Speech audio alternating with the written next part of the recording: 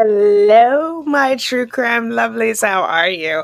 Oh my God, have we been having fun with part one and part two of the dissolution of the Boone marriage?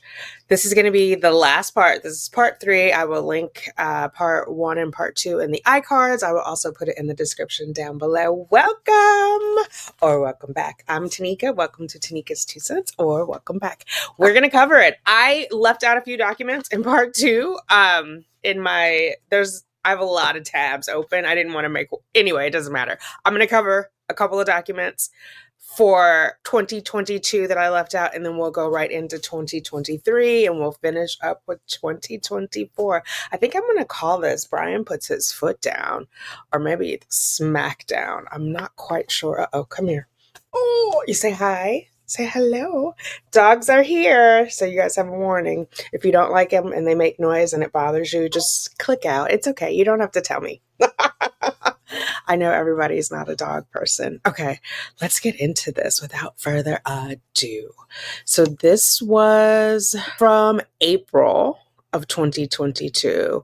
And this is what Sarah was reacting to, the supplemental petition for modification of final judgment when she was on a 10. Former husband Brian C. Boone, individually and by and through his undersigned attorney, hereby files this petition for modification of final judgment of dissolution of marriage dated June 15th, 2018, and states as follows. Action for modification. This is an action for modification of the final judgment entered by this court on June 15, 2018. The final judgment incorporated the marital settle agreement and parenting plan, both executed on May 3rd, 2018. A copy of the final judgment is attached here too. So it says a copy of this. So if Sarah got a copy of this note, she should have also gotten a copy of the final judgment, in my opinion and understanding. Jurisdiction, that's not it. Substantial changes in circumstances. Since the entry of the final judgment, there have been material and substantial changes in circumstances that require a modification to the parenting plan, marital settlement agreement, and final judgment, including but not limited to the following. I'm going to try to read slower. I know some of you guys said I read too fast. You can also always in your settings change the speed, the playback speed, right? But I will try and read slower, and then that will result in slower scrolling. You can always mute me and just read it if you'd like. Okay. On February 25th, 2020, the former wife was arrested and charged with second-degree murder of her boyfriend after she locked him in a suitcase. If you're reading this and you haven't heard of it, you're like, what?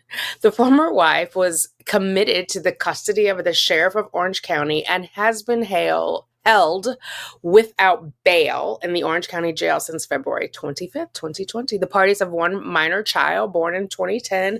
Minor child has lived exclusively with the former husband since the wife's incarceration. They're about to fight. And lived the vast majority of the time with the former husband since the party's separation on September 11th, 2017, because his mama was partying. Inasmuch as the former wife is in jail, she does not have the financial need for alimony or child support payments at this time. The former husband has voluntarily deposited money into the former wife's inmate account so that she may purchase items from the inmate commissary. Voluntarily, not required by law. Modification of shared parenting due to the former wife's lack of proper judgment, as described above, and because of her behaviors in front of the minor child prior to her incarceration. It is in the minor child's best interest for the former husband to be awarded sole parental responsibility, decision-making, and 100% time sharing. The former wife does not have the mental or physical ability to co-parent at this time, nor can she exercise any time sharing. So he's rightfully so calling into question her judgment. And I love that they're not like the alleged crime, because she already admitted. I mean, even though she's not convicted, well, So we're watching this in 2024, post-conviction, pre-sentencing. At this time in 2022, she had not been convicted, but she had admitted it. So I like that they're not doing like the word games. She said she did it. It's recorded. She doesn't have the mental ability to do it. I don't know about physical, maybe because of her location, but she definitely can't do any time sharing. Termination of alimony. Paragraph 4 of the final judgment requires the former husband to pay durational alimony to the former wife in the sum of $1,000 per month for a period of 84 months. The former wife does not have the financial need for alimony at this time, right? Because alimony is supposed to be like a bridge or a duration until you get a job or until you get stable, or some of you guys pointed out until you get remarried. So he can't give her the lifestyle she was accustomed to in jail. Like $1,000 is not going to help. 20,000, not that he has 20,000, but you know what I mean? Which, if not earlier terminated or modified, would end with the payment due on April 1, 2025.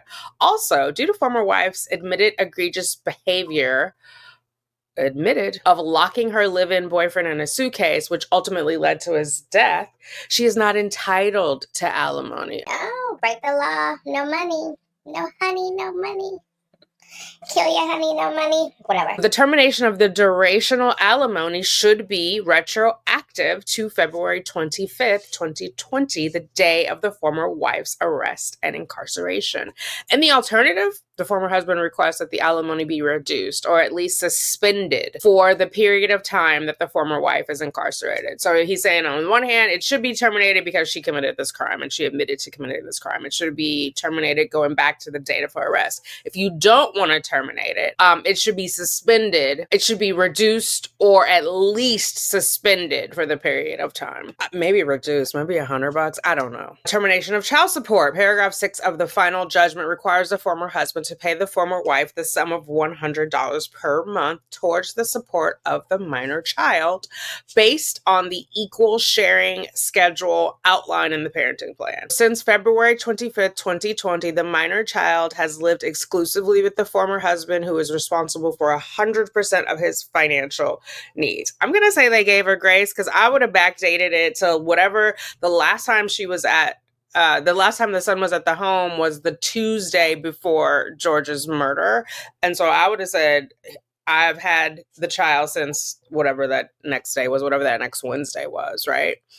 But they're being gracious. And I guess rightfully so, since she wasn't locked up. Like, she could have potentially had him, even though she did not. Okay, attorney fees and costs.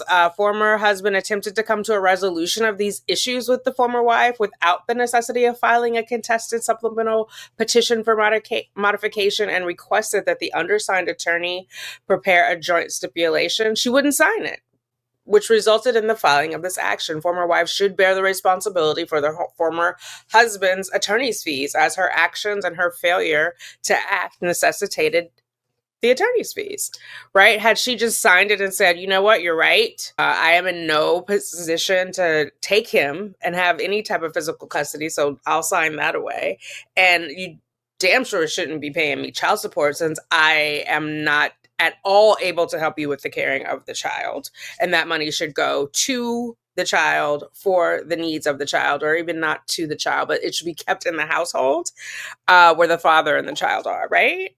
Like, girl, what do you look like taking child support and you can't even like physically touch your child? Award the sole care and custody of the minor child to the former husband, as well as 100% time sharing and decision making. I think the decision making is really what she went off on in that other letter, right? Because she wants to be involved, consulted about like moral things, is what she said, in school and extracurricular activities. I don't think she was that involved with all of that when she was out and not sober. Now that she's like, how do you say it? Dry. Now that she's a dry drunk, she imagines that she's this involved mom. Terminate the former husband's alimony obligation to the former wife, retroactive to February 25th, 2020, or in the alternative, suspend all payments during the former wife's incarceration. Terminate the former husband's child support obligation, retroactive to February 25th. Order the former wife to pay the former husband's reasonable attorney's fees and costs necessitated by her actions. Take that, Ms. Boone. Then he submits this affidavit. Let me make sure y'all can see it. He's 47. He's a software developer. He is unemployed. This is filed 8/25/22. He doesn't have a job. He's looking for a job that will pay between 60 and 80, which is more than what he was making or what he reported on the other job back in 2018, which makes sense. So here, last year's income, 2021, 0. Didn't put anything for Sarah because it says if known. He doesn't know if she had a rich relative who left her an inheritance or whatever, right? So don't put 0. Like, he doesn't know. He's at the Mandy residence. And then pet expenses, remember on the stand, he said they had just gotten a pet. And then his monthly creditors that he has. So he's got 3 credit cards, Capital One, Chase, and the Citibank card that he's got to pay on. Basically living off of his savings. Let's go back because I wanted to see. The house price also, the value of the home has almost doubled, which I went over that before in a video about him selling the house. But let's see. Now I'm making myself dizzy. Hold on. So here he lent Sarah.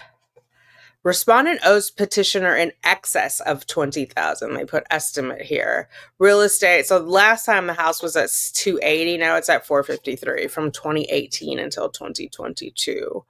He's estimating that his Prius is about $10,000. He's got $40,000 in his 401k at Merrill Lynch. So that was as of 6/30. So I'm sure because he doesn't have any other stocks or other things here listed. So they're probably living off that. And she wants him to pay. He doesn't know when he's going to get a job, and she's in jail and keeps having her trial postponed. Like balls of a burglar. $5,000 is the home furnishing is what it's valued at. He still owes $238 on the home. That's what he owes on the credit cards.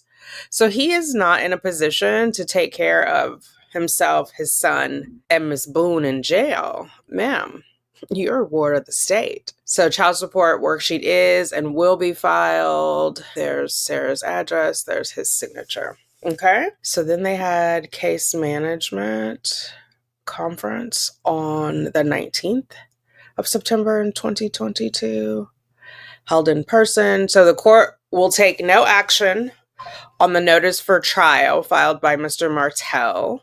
That is Brian's attorney. And then Mr. Mendoza is appearing for Mr. Martell, or appeared at this conference. So Mr. Mendoza will provide an order to the court regarding any child support being vacated temporarily. So that was agreed. Mr. Mendoza is going to write up the order. Court will sign it. This will be solely based on Miss Boone. It says incarcerated, but I think they mean her incarceration. Miss Boone completed change of address form in open court. Deputy clerk in attendance, J. Shawana J. Now we're ready to get into 2023. So many tabs open. It's a sin and a shame. Okay, January 23rd, brand new year. Judge Michael Dean. Honorable Judge Dean, hello and Happy New Year. I hope the holidays were kind to your family and many wonderful memories were made. I, too, would like to have a Happy New Year, as this will be my 3rd in OCCD. Not by choice. 2023 is going to be my year of simplification. I am going to simplify, all caps, underscore, anything and everything I can to avoid any added stress and confusion on top of the already, which I'm guessing means on top of the existing stress and confusion. This is my year of significance also. I am significant. All caps, underscore. I am not going to be demoralized and made to feel like a comedic, lame doormat by anyone any longer, especially by former husband. Are there like comedic doormats? I don't get that. Are there like joke doormats? Or is she just saying that she's being walked on? Do you know what I mean? Like how they have rubber chickens? Is there like a comedic doormat? I choose happiness no matter what, and I'm going to be the best that I can to my son, most of all, where I am, which is not forever, all caps, underscore. Please remember this and know that I am doing everything I can to have a successful year. The purpose of my letter, Your Honor, is to please request a hearing, request a hearing, to cap simplify and clarify some of my ongoing legitimate concerns with former husband, so I'm able to somewhat enjoy my year for however long it may be. I'm pretty sure the year is 365 days. Unless, I don't know, do you guys remember, was 2023 a leap year? So in that case, it would be 366. But I feel like we know how long the year will be. Anyway, I still have no attorney for this matter, but believe with your authority and overseeing, I think she means oversight, I can be rightfully heard and understood as I was able in our last hearing back in September 19th, in parentheses, 2022, for the same reasons. I am contacting you again. Like, you can't win. What is that? The no good deed goes undone. So now because he helped her before, she's gonna bend his ear. I can only imagine how hectic your schedule is, and I know your time is invaluable, which is why I'm hoping everything needing to be addressed can be done quickly and only once. Because of the extended amount of time that I've been quietly possibly double or furious writing with the pen, dealing with former husband and his nonchalant, cruel attitude regarding my concerns. Also, the growing mountain of lies and laughter. I feel my requested hearing is overdue and most definitely needed. Simplify, all caps . I kept praying things would change. Sadly, they have not. To summarize, here are my concerns, please. I would like to address 1. As his mother, my role in my son's life. I matter. I have rules, health concerns, appointments, school/grades, church. I don't know what that means. She has school or she has concerns about the school. Whoever gave her all A's, I want to talk to them. They're probably dead now, though, but I still want to talk to you. Church, friends, behavior, eating habits, computer time. And those are little asterisks over computer time. But instead of the asterisks leading you to the bottom of the page, as you would think it should be, it actually is just like parenthetically right behind it. So I think it could have just been parenthetically and saved the 2 asterisks. I know she's short on ink. I'm trying to help her out. Please discuss specifically the computer time, sports/group activities, and more. I want to talk about it. Should be included on and have a right to be. See, the thing is, I wouldn't disagree with her if I didn't know her traits, because being involved or being included, she wants to have a say. She doesn't want to be informed. So I've said it a million times. I work in corporate America. If you work there, you may have heard of a RACI chart, AICI. Have you heard of that? So R is who's responsible. It's like a chart of like who's responsible. It's kind of like roles and responsibilities, but it's in a grid form. R is responsible, A is accountable, C is consulted, I is informed. She would be I, informed, and I think she wants to be like R or A, responsible or accountable. Well, technically, legally, Brian would be the R, responsible. Yeah, I think she wants to be the R, but she can't because she's locked up. Like, she doesn't have all of her freedoms, even though she's not convicted. You know, obviously, she can't leave the jail whenever she wants. Anyway, most of the time, if I don't initiate, inquire about, or stay on top of, nothing happens or is cared about other than by me. Now, how does she know that? She's not in the house with them. Do you know what I, like, it's just, she always is overreaching. She always says a little too much, like to just stick a little fork in there.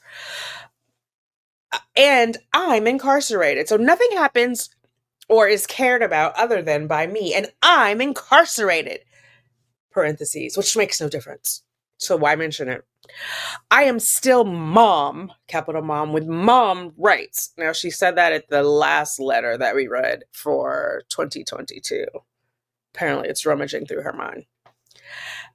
I am still mom with mom rights and concerns. I make a difference in my son's life and forever will. I will never stop caring. And he knows that. Is that a threat, ma'am? Number 2, former husband and his... Oh, wait, I didn't do it right. Former husband and his family to stop talking about me as mother and about my case to son. I would like to address... Okay, so I guess it's okay. She'd like to address former husband and family. I know everything, my son, rudely and sometimes laughing, tells me about my divorce, my crazy deceased family, my brothers. So I'm guessing there are family members outside of her brother that are crazy, which would explain kind of Sarah's craziness. Why I am incarcerated and am yelled at sometimes from what only God knows former husband has said. Please note, 2 weeks into my incarceration, he decided to self-diagnose my situation, egregiously telling our, at the time, 9_year-old that he wasn't going to see me, his mother, for 25 years or more of his life, if ever again. Okay, so self-diagnose my situation? No, you can self-diagnose your own situation, ma'am. An external person cannot self is this over here, not that out there. So he just diagnosed because you're not having a medical situation, but whatever.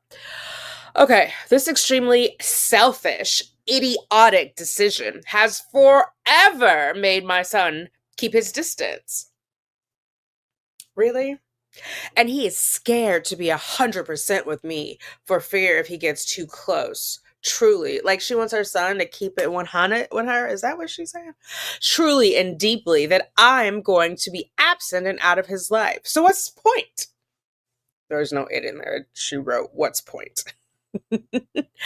There's so many other detrimental comments former husband has made, and it's poisoning our son and pitting him against me. Okay, I'm going to stop saying underscore because you can see that and then it's throwing me off because I'm like, should I say it before or should I say it after? Anyway, former husband, all caps, does not think before he speaks. To simplify this request, please, Your Honor, instruct him and his family to cease and desist any further comments, opinions, assumptions, accusations, self-diagnoses, anything negative discussed with my son. Stop talking about me! All caps. You think she stomped her feet when she said it? She sounds like a 9-year-old, like an upset, pedantic 9-year-old who won the spelling bee once in their life.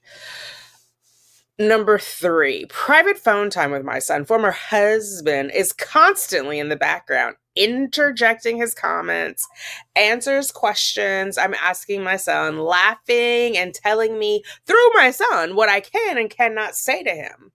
Example, asking about friends, school dances, sports, etc. So, yeah, I would monitor the conversations too, especially because you like to use your son as a messenger, a conduit, if you will, despite the parenting plan specifically stating not to do that. Also, former husband is always seen, heard during my 15-minute video visit. He's always on the log, so he might have to be there. I don't know. I'm trying to think. I've seen where the son met with her only, but the dad was on the list and just didn't check in.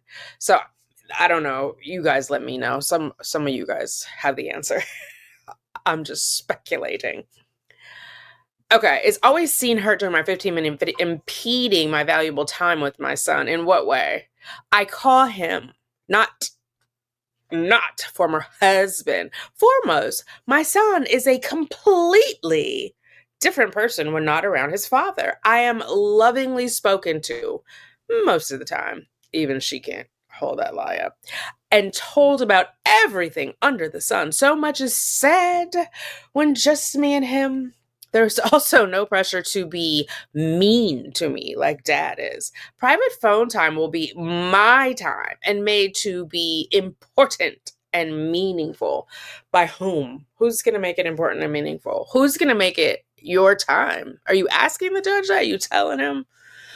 It will also get him off the computer, which has been a huge topic of attempted discussion with former husband with no success. So I'm interpreting attempted discussion because Sarah can talk. There's no like impediment to her thought vomiting. So I feel like they have discussed it. Brian has not agreed. So when she's saying attempted discussion, it means because she hasn't gotten her way. Brian hasn't seen it her way. Do you know? Yeah, with no success. So Brian hasn't agreed. That's the no success. Like, and rightfully so, she's not there. She can't just arbitrarily like throw into the void instructions, demands, commands, parental advice. So he wants to talk to me about should be allowed, and whatever he wants to talk to me about should be allowed. No, freely and without difficulty. I don't agree. This includes phone and video visits.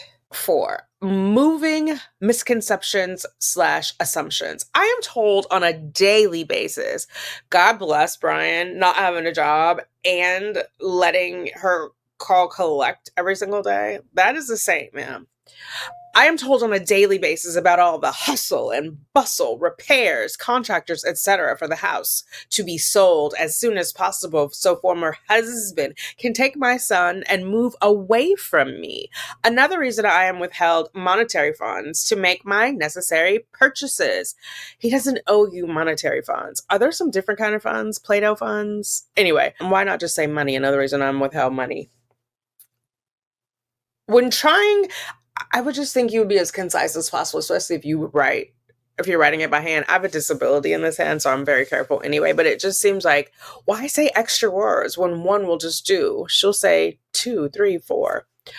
When trying to rationally discuss the topic of moving, I'm either yelled or laughed at or just told that it's happening.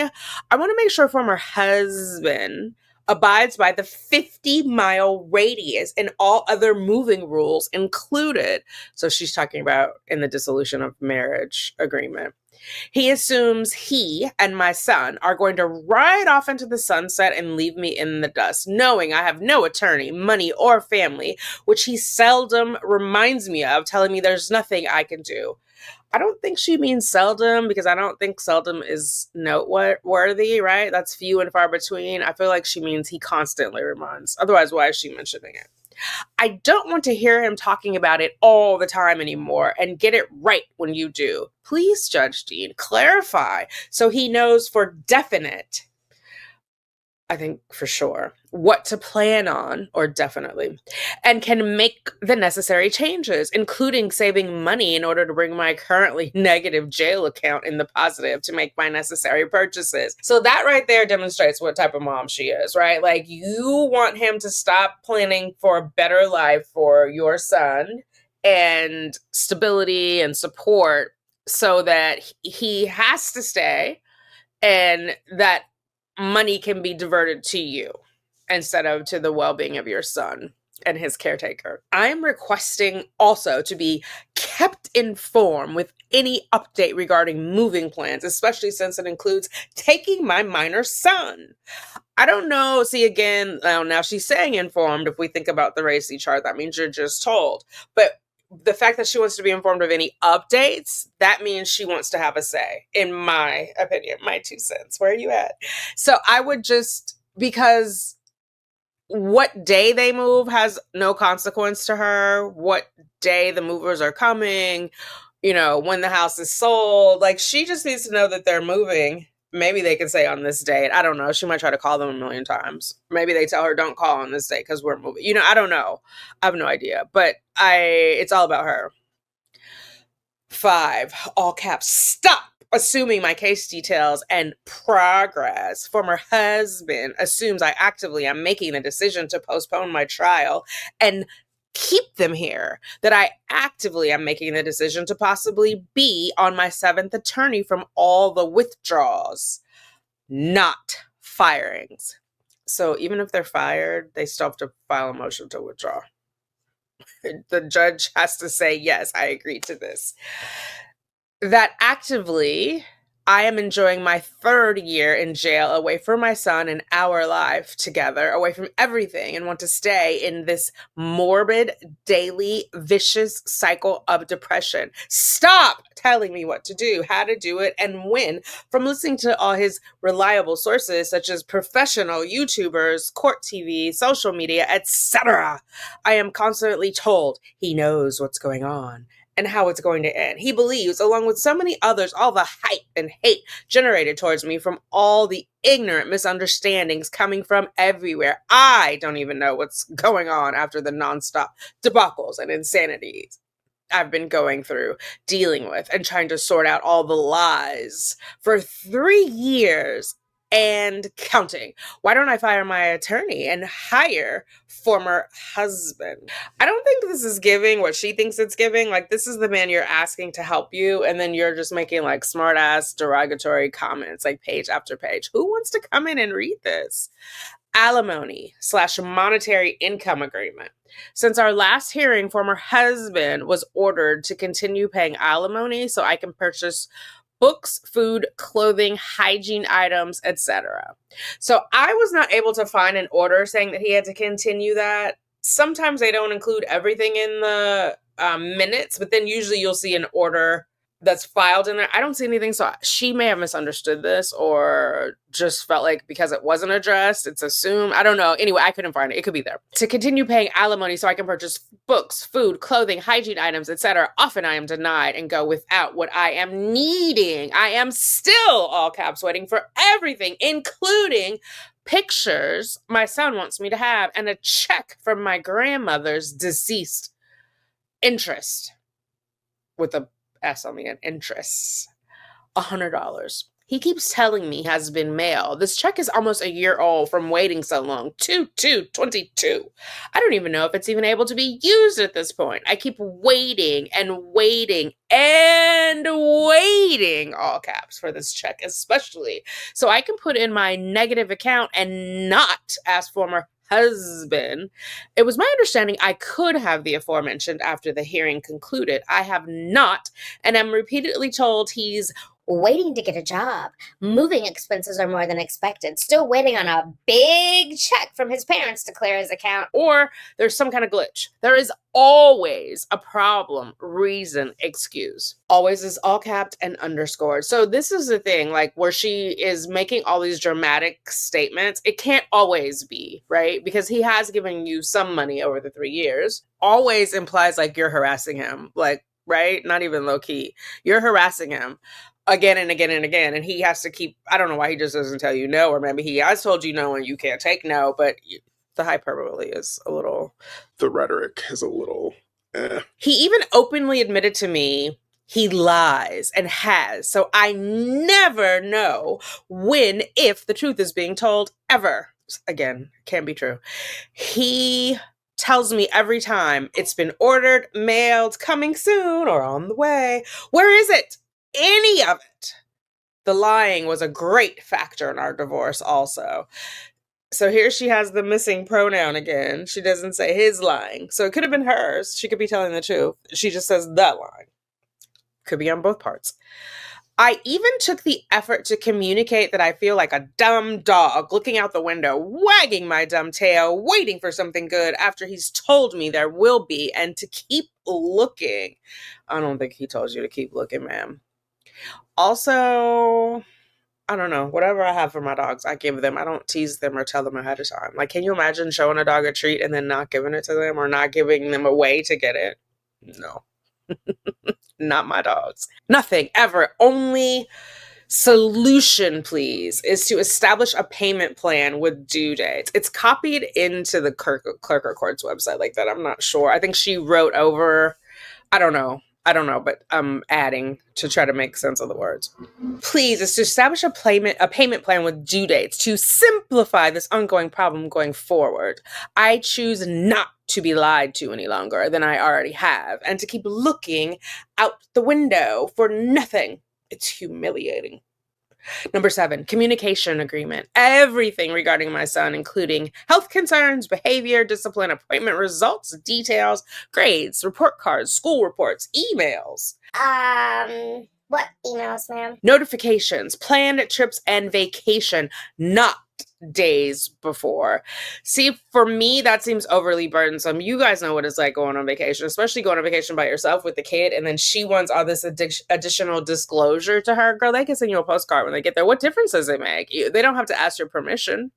Like, what is that? My mom, she said when she was little, my grandma would tell her, oh, you can catch more flies with honey than with vinegar. And she would be like, why do I want flies? But in this case, Sarah, you get some honey out.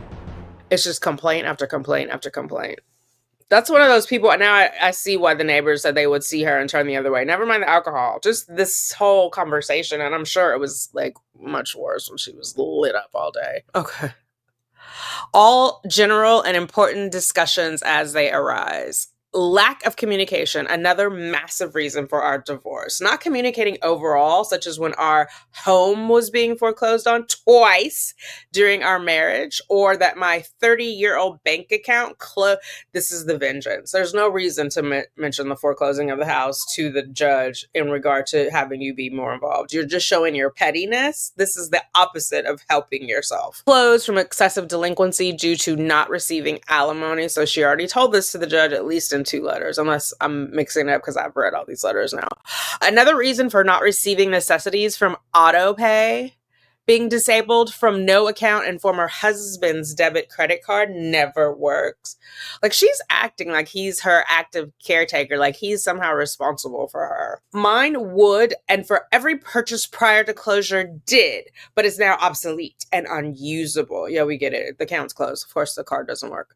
Communicate, all caps.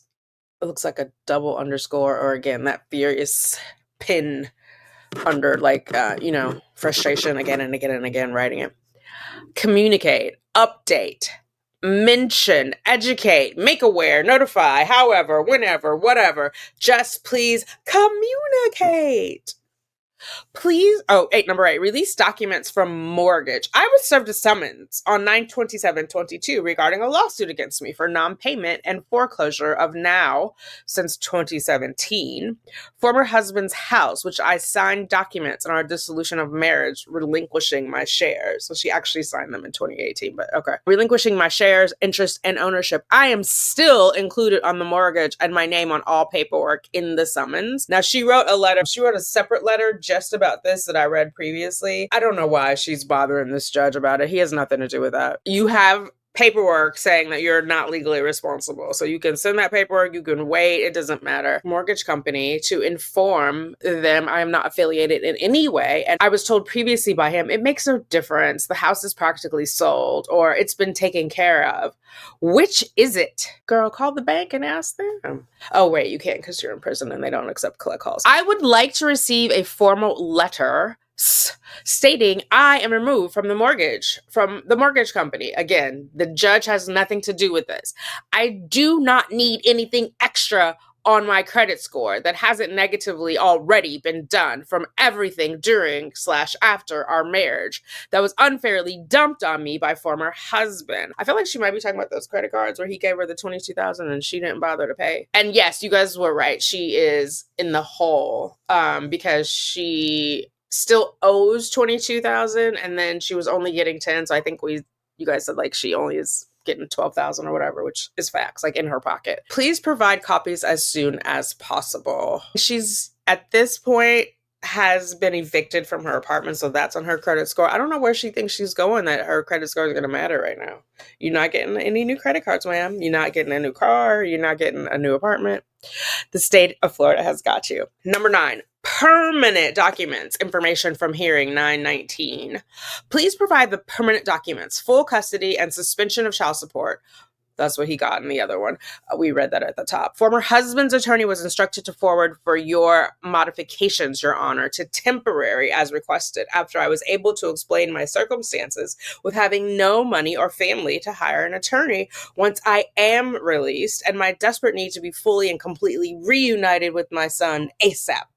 You graciously made the decision to make everything temporary. Thank you. Were these ever sent and completed?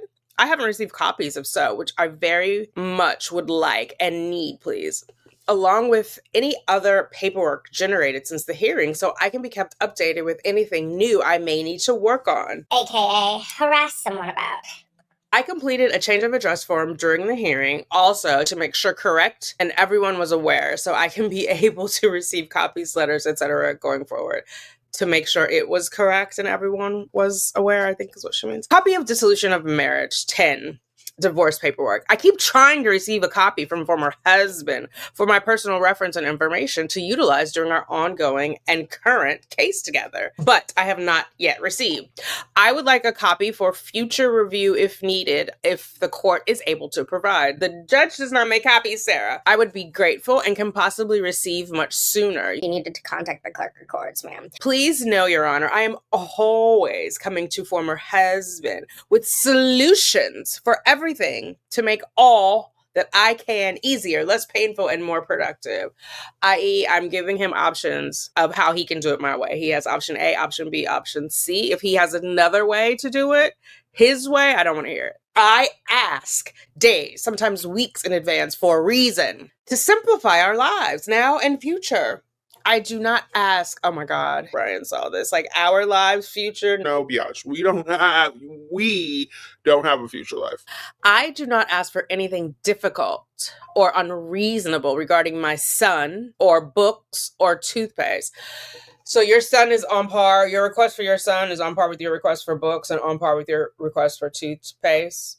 Girl, I heard your breath was not popping when you were free. So focus on your son. Separate those things. I just keep taking the abuse, then have to say thank you and hope something might really finally happen. It does not. I'm trying to avoid predictable, one-sided arguments, even more snide, backhanded, not the queen of backhanded, pot, meat, kettle, y'all both black. Unnecessary comments and supposed, this is how it's going to be, statements. The latter, I'm hoping, comes from you, Judge Dean, in one way or another. The latter, I'm trying to avoid predictable, so that's the former. And suppose this is how it's going to be statement, so that's the latter. So how is the judge? In one way or another. Okay. We all need to be on the same page and level with the same understanding, rules, and agreement. Please help clarify and justify my concerns to keep the peace. Not justify, ma'am. That's up to you. So everyone can plan accordingly, abide correctly, and work together. I wait your response and hopeful hearing date information. Always trying and beyond grateful. Okay. And then, this got her mad. So this came in on Valentine's Day of 2023. Petitioner's verified petition to relocate comes now. The petitioner, Brian C. Boone, by and through his undersigned attorney, he's asking for, who hereby files this verified petition to relocate and in support thereof states as follows. Post-judgment action for relocation. There is one minor child subject to these proceedings. Petitioner requests to relocate with the minor child and said relocation is in the best interest of the minor child for the following reasons. Since February 2022, this should be 2020, respondent has been incarcerated and is awaiting trial for second-degree murder. The allegations include her locking her boyfriend in the suitcase until he died. The case has gone viral over the last couple of years on social media and is causing the minor child significant difficulties at school. His mom and her infamy are causing him significant difficulties at school. Yeah, because she's the butt of a joke. The minor child is being bullied at school consistently for his affiliation with the case and is seeking counseling for the bullying. Or it's either seeking or probably seeing a counselor. The minor child would benefit from moving outside of the jurisdiction of his mother's case and around children that are not familiar with his link to the case. The petitioner has immediate family where he wants to go that can provide support to the minor child as he processes the situation. The respondent has had 0 overnights with the minor child for the last 3 years and is not involved in the minor child's day-to-day activities due to her incarceration. If the respondent is found guilty, she will be incarcerated for the remaining minority of the minor child. Say what? So I think whatever age he is, we all reached, well, I think it's every state. We reach the age of majority at 18, right? You can vote, you can go off to work, can't drink, not in most states. But so if she's found guilty, they're saying, I think at this point he's maybe like, I don't know, 12 maybe. He'd reach the age of majority at 18, so that'd be 6 years. She definitely would be doing more than 6 years. So they're like, yeah, no, we should not be paying child support. She should not be having, she will not be having overnight. She should not have input on his day-to-day activities. With that said, the petitioner will work diligently to preserve the child's relationship with the respondent if said relocation is granted, right? So he's like, I want to move him for his own protection, but I will, of course, let him see his mom. Said relocation will greatly enhance the general quality of life for the minor child and the petitioner financially. It's probably cheaper there. And if he has family there, he can rely on them instead of like having to pay for a babysitter every single time or whatever. You know what I mean? Like you have family support, go over there for a dinner or whatever. Further, the minor child will have access to far greater educational opportunities. Said relocation will dramatically improve the economic circumstances of the petitioner and the minor child.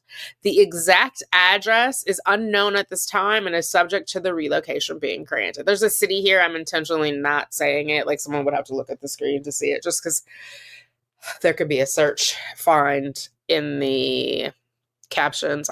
I'm not going to say it. It'll appear on the screen. I will remove it as I've removed it where I remembered to, but I'm not going to say it. The telephone number for the petitioner will not change. Petitioner requests the relocation to be effective immediately, and requests a temporary relocation hearing to be set as soon as possible pursuant to Florida statute, given the situation of the minor child. Like, let's get him safe.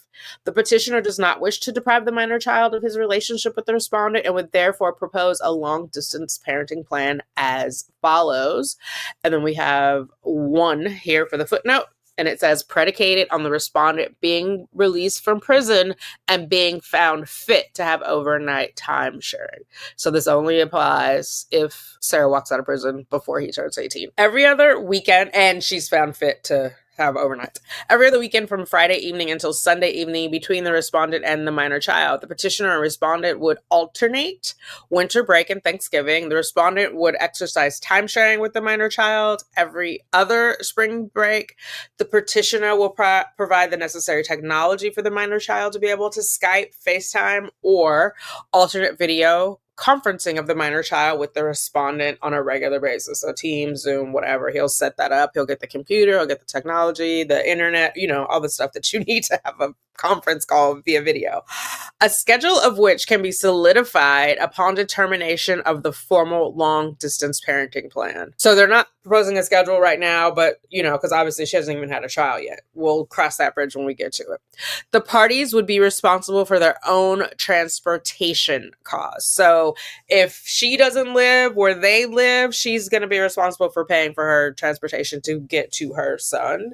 Also, I feel like this should be moved. Like when she comes out, let's just say in her mind, she's getting out in a year or whatever from when she writes this, right? Why would she go back to the city where she came from? Like she has no family there by her own words, right? She has no family. And then her brother, one's in Africa and one is unlocated, the one that's in prison. Yeah, just go where they are. Anyway, a response to the petition objecting to relocation, all caps, all bold, must be made in writing, filed with the court, and served on the parent or other person seeking to relocate within 20 days after service of this petition to relocate. If you fail to timely object to the relocation will be allowed, unless it is not in the best interest of the child, without further notice and without a hearing.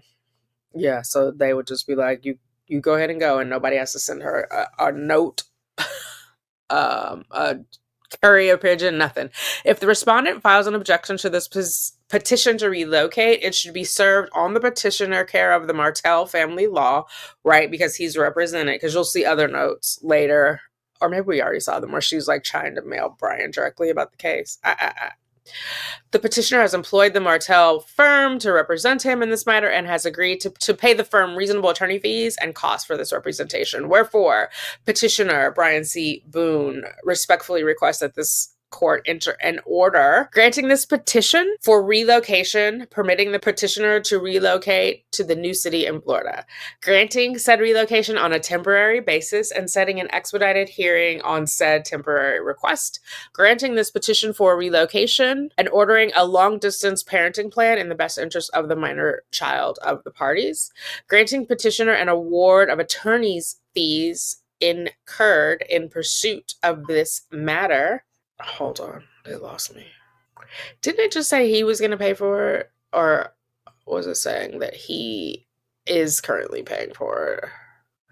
I don't know. But they're asking the judge to award attorney's fees, which presumably is Sarah has to pay it. Like, why the state wouldn't pay for it. Granting any other relief the court deems just and proper. So he's getting that done lickety-split. He's not even adding on the child support and alimony to this because he's like, let us get this done lickety-split. I'm back. It's the same time to you guys, but just so you know, Sugar Bear is here. He's listening to a program, so you may hear music in the background. If that bothers you, it will not offend me for you to go do something else with your time. It's okay. Okay, all right, here we go. I don't know why now. I guess I didn't say dogs are here too, so Liberty wanted to make sure you knew. Come on. Okay, so we have Little Miss Boone. February 21st, 2023. So now it's about to be 3 years. I'm just going to say that because she went in February 25th of 2020. So it's February 21, right? So on February 25th, that will be 3 years. Orange County Clerk of Court, Judge Dean, regarding summons, petition to relocate. Dear Clerk, I received this summons today and am responding within the 20 days as stated therein. I object to the petition to relocate. Please set a status/case management hearing as I previously requested in my letter to the judge, Dean, stating my concerns prior to receiving this summons on 1/23/23, uploaded to website 1/31/23. I'm assuming she means the clerk of court website. Leave it to Sarah. There's more than one website in the world, Sarah. I also sent a follow-up letter and motion for the same on 2/13/23, but have received no response and has not been added to website to date. I did not see anything. I don't think I did for 2/13. Went back and looked. I did not see anything that is in between these two. Let me say it like that. This is February 21st that this has been logged. Oh, no. It actually didn't get logged till March 1st. It was written on February 21st. Either way, it's not. I didn't see it. I did look. Okay. I am sending handwritten copies to the clerk of courts, Judge Dean, and petitioner's attorney, who can serve to former husband, his client, as I have no way to do so while incarcerated. My main focus/goal at this time is to send my response and objection to the petition to relocate to the clerk as soon as possible, as instructed in the summons.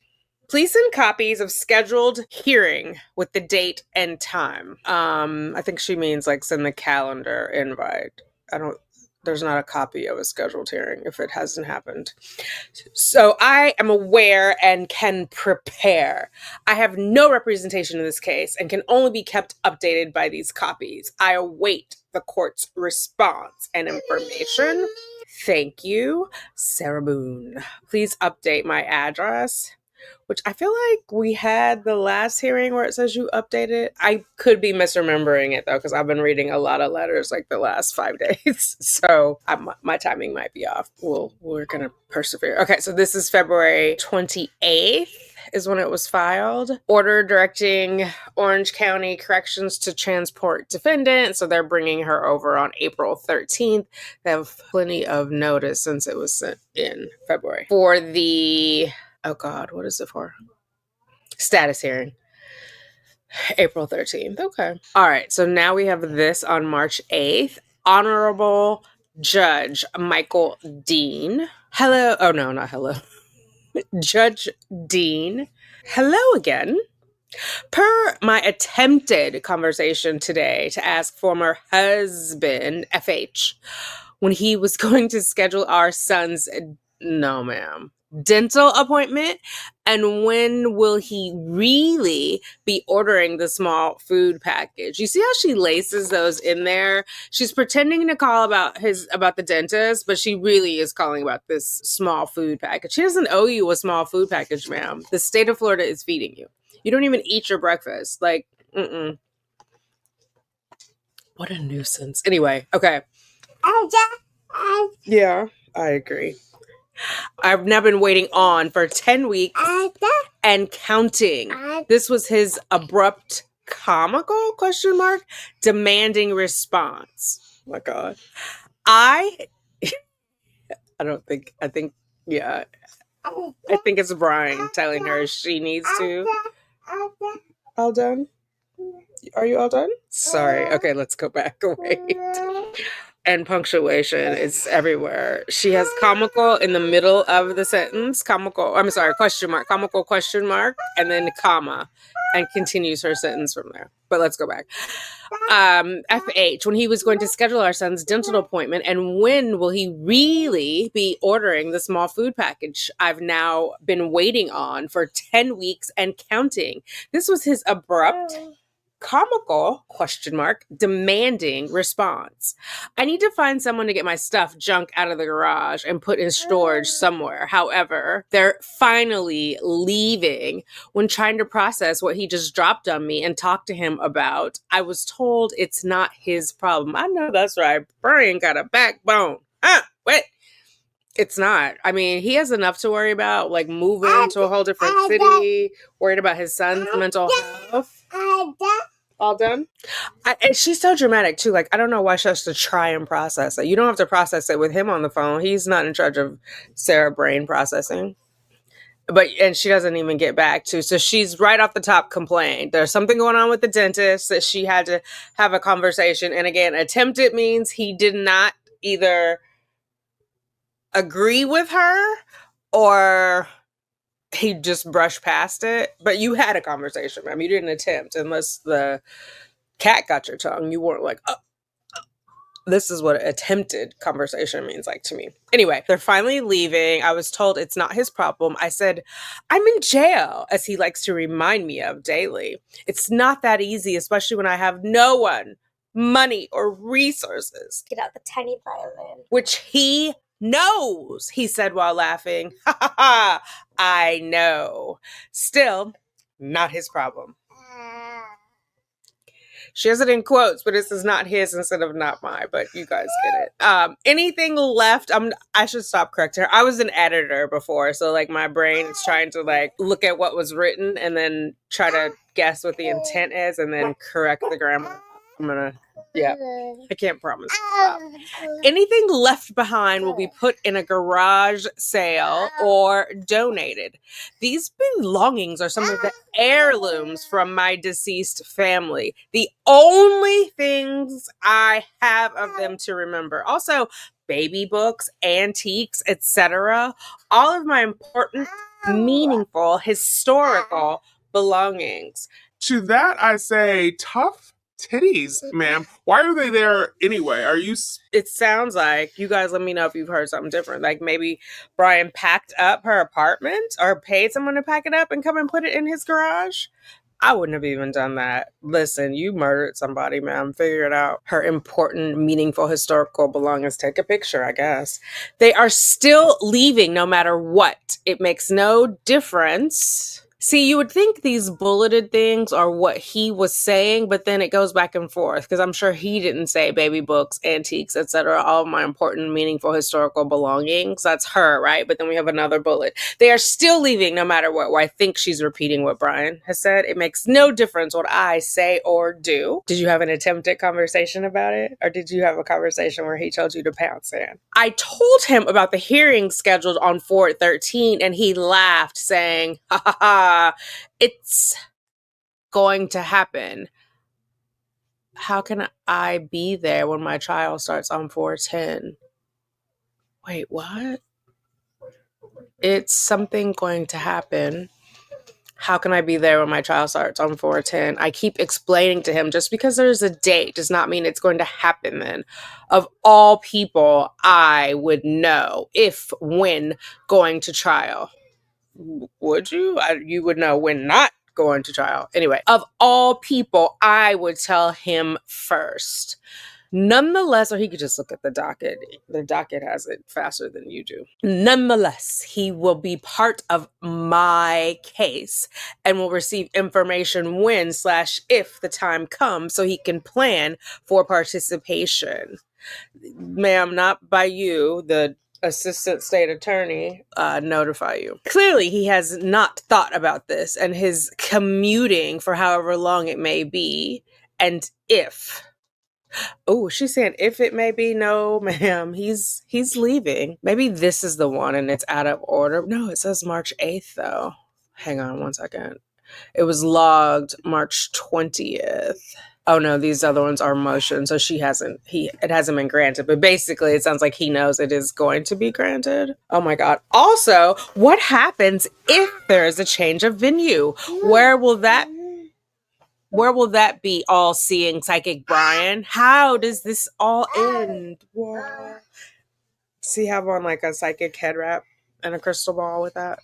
Oh my God. Why does she think there's a change of venue? Does she have a crystal ball? I'm incredibly frustrated with his continued ignorance and trying to tell me what's happening, when, where, regarding anything for my case. I am incredibly frustrated with FH, former husband, continuously accusing me of keeping them hostage and putting off again. He knows nothing but what he sees in his crystal ball and on the internet.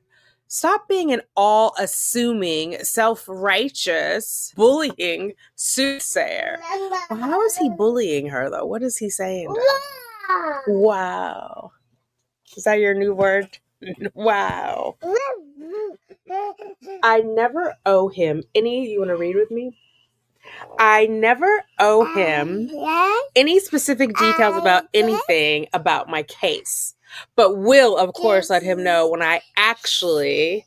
Oh, it's all caps. When I actually am going to trial, if I even am. Why would you write that to a judge? Like, why wouldn't you be going to trial? They can't just leave you in the jail indefinitely, and they're damn sure ain't gonna let you out because you are delaying your trial. Anytime you have an attorney that goes all the way up until like 2 weeks before your trial date and then does a withdrawal, it's you, sis. It's you. I cannot do any more than I already am, and I cannot tell the future. No one can. He may not care about the rest of my life, clearly, in parentheses. I most definitely do, and am quite sure my son does also. My name is still on the mortgage. See prior summons I was served, and another undeniable concern of mine I am trying to address. She overuses undeniable. It's not a pressing concern though, ma'am. Your focus should be on your trial, right? Because no one is coming after you for a mortgage while you're in jail. You don't even have a job. Even if they did, you could fix it anyway. Does FH have to have my signature to sell since my name is still on all the paperwork? Or does he actually have to remove, as I've been asking about for years and was also written in our dissolution of marriage? So just for you guys, if you haven't seen my other video, there was some clerical error. She technically was removed, but you know how like there's like copies of copies of copies? Somebody went back to the original in the file when they opened it up and they didn't go through and see the quit claim. I was an auditor once upon a time. I was a compliance auditor, so I looked at a lot of mortgage paperwork. Okay, anyway, the folders can be thick and you have to really be diligent. I'm sure when they're foreclosing on it, they're not, they're just, you want to be overly inclusive. I guess when you sue anyone, you know how they have like Jane Doe 1 through 10 or 1 through 100, depending on what's going on. And then those people will weed themselves out. But even if they like file the judgment against her, it wouldn't be enforceable because she did sign away her rights and she was bought out, right? So it's just like, she just likes to nag things. She's like a dog with a bone. She's going to let you have anything she can hold over you. She's going to do. In just the last 2 weeks, our son started counseling. Praise Jesus. I'm so glad to hear that. Both he and FH are completely nonchalant about it and seem to not even care about the name of the counselor, duration, or any other information concerning, oh my God, or any other information concerning the way she ends her sentences. Anyway, why is everything I am going through all of a sudden so affecting to him or FH? Oh my God. What? All of a sudden, everything you've been going through has been impacting your son since he was born, ma'am. You having him at your house when the cops show up, you drinking, too inebriated to pick him up from school. Like, did she even bother to stay sober those days? You know what I mean? Like, I hope so. You had him in the car. It is reckless, I would say. It is reckless. And also, why does she need to know the name of the counselor, the duration? Like, that's not how counseling works. You don't know how long you need to go. I mean, go until you don't like the counselor anymore, really, if you're going to therapy. She's saying counseling, but I'm thinking it's like a therapist, not like a school counselor of like, hey, how are things going? Oh, here's Alex. Or he's going to play. Is he going to play with the cars? This woman, I mean, just like no consideration. And also, I know she's gotten the notice where it says the child is being bullied. Your case has gone viral. Everybody's making fun of him. Of course he needs therapy. I mean, even if it wasn't viral, if your mom killed her boyfriend and is pending a trial, you need therapy. Like, you can't just pretend that didn't happen. Oh my God. Okay. Let me calm myself. Also, the last letter I received regarding my case was from across the pond, from England. Moving 3 hours away isn't going to solve the problem. Oh, so she's saying he should just suck it up and suffer, even though he's being bullied. And then she put in over 120. Just the little dig, right? She needs to remind the judge it exceeds the 50-mile limit that's in their agreement. Anyway, according to her, moving is not going to solve the problem. A change of pace, new friends, closer to a strong support system, not going to solve the problem. Something FH thought of the affected. This should be with an E, right? I think she means effect. E-F-E. Anyway, has he thought of the effect it will have on our son moving in the middle of the school year? No friends, new, possibly even worse, pressures. Oh my God. So now she's trying to have a crystal ball, or at least have a cloudy ball of, you don't know. Be afraid of what you don't know. Look away. Don't mind the curtain. That's mommy's favorite movie, but you don't know what I'm talking about. It's okay. Culture shock altogether. I don't know what the culture shock would be. Like, he's not moving to another country. He's not even moving to another state. But don't mind me, because I uprooted my child her freshman year in high school and moved her from Cal. It's okay. Anyway, how can former husband tell if this supposed miraculous move really is in our son's best interest, especially if temporary per their petition to relocate? So there is son and dad, right? Why not just his petition or the petition? She's always taking digs. So if granted, They're moving back or again or somewhere else when my case is finalized, however, and whenever that will be. Well, it depends on how it's finalized, Sarah. They don't have to move back to anywhere once you go to, what'd you guys say, Lowell? Hopefully one of those is right.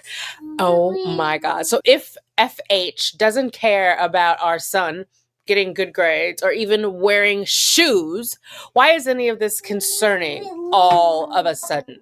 It's been 3 years. You see how she turns it around and makes it about her and Brian? It's like she can't imagine for 1 second that her son might be suffering and that this actually might be in his best interest. She thinks that Brian is lying because if it were coming out of her mouth, it would be a lie.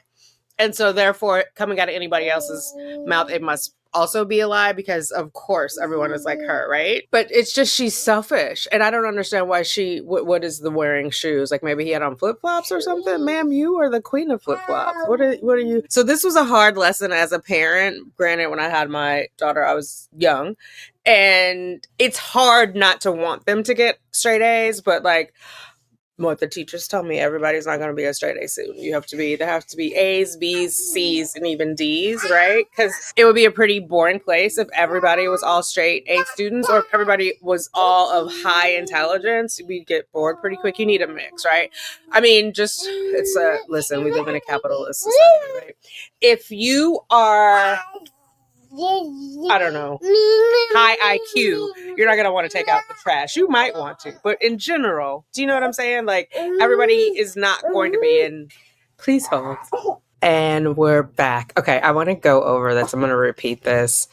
Now the dogs want to act up. Okay, so 1, she's sending a laundry list of everything. Like, the judge is the manager. Like, she wants him to go over the mortgage or demand that Brian remove her name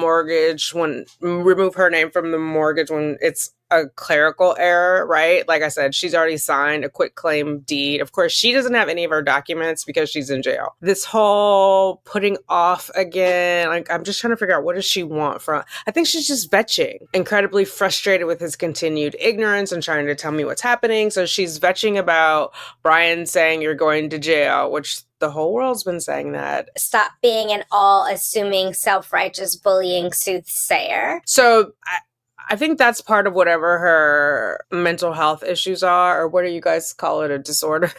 Clearly, I'm not a psychiatrist. I'm not anything fancy. I'm just a girl with a computer at home and the internet.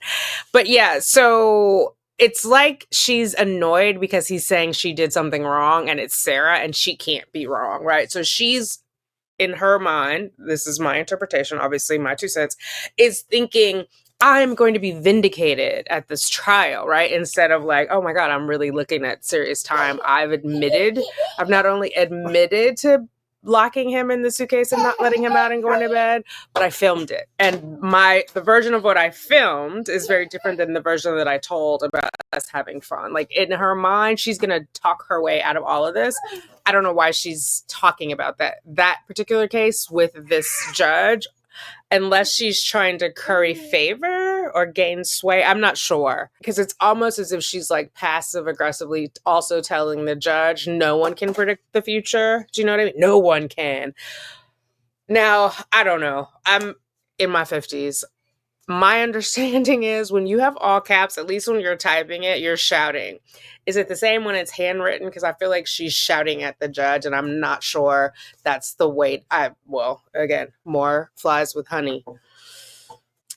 I want to reread this part. In just the last 2 weeks, our son started counseling. Both he and former husband are completely nonchalant about it and seem to not even care about the name of the counselor, duration, or any other information concerning.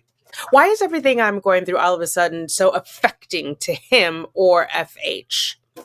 So this thing, when she says, this sounds like she's peppered them with questions. What's the name of the counselor? How long are you seeing the counselor? Is the counselor here in wherever they are, Winter Park? Or is it at your new unapproved location, right? because I don't think it's the duration of the sessions, right? Like they're usually 50 or 55 minutes. So I think she means like, are you going to see her for months, years, which you can't really plan that. Like I said, it's until you get a new therapist. Anyway, or any other information concerning. So I think they just didn't want to give her information. She's searching. She wants to have somebody look it up. We know who Miss Sarah is. Wants to have somebody look it up, look up their qualifications, see if anything bad has been said about them. And, she's going to be nosy like how we would do if it were a counselor who was going to testify in her case. The fact that she can't understand how this would affect her son, because she's basking in all the attention, right? That's why she's telling us, I got a letter from England, I got a letter from Australia, I got a letter from all these different countries. She's basking in all the attention, mainly because she doesn't understand, like, she's the butt of the joke. Because I would not want to be getting letters from England for being in jail for accused of killing someone. You know what I mean?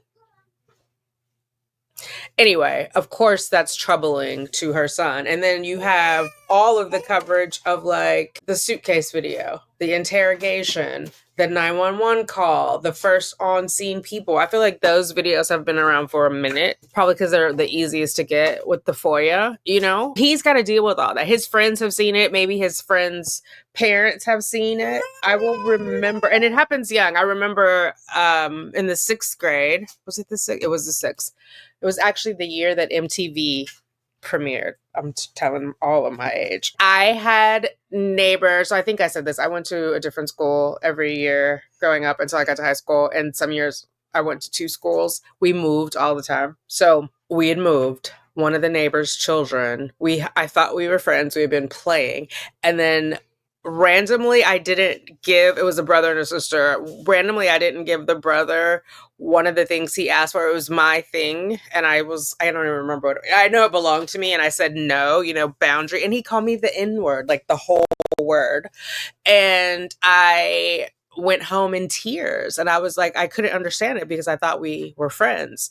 And my mom was like, it's a horrible word. He probably doesn't understand the magnitude of the word. He's probably heard someone else say it flippantly. And I'm like, well, who else would be saying it? And she was like, probably his parents. And so that was hard for me. Do you know what I mean? And I'm sure and I still remember it to this day. I remember the way it made me feel. It was devastating. And so people could be saying nasty things to her son. And he's kind of trapped only because she wants him to be there. Like he could go somewhere else where they don't know about it. But she's also talking about England because she's like, wherever he goes, people know about me. I'm worldwide type energy. Do you know? She doesn't care though. Like if there's anything that can be done to save him from the bullying, let his father do that for him. It has nothing to do with you. You're not going to see him any more or any less. You're not seeing him in person anyway, right? Like you're getting the video visits or phone calls.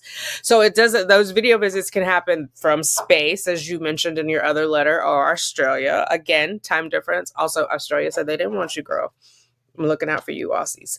And then it just is like, everything is about her. She's the center of it, but she's so fragile too. Do you know? I'm thinking of like an egg. You know how there's, oh my God, I'm now really going way back to science class. Like the strongest points of the egg are at the top.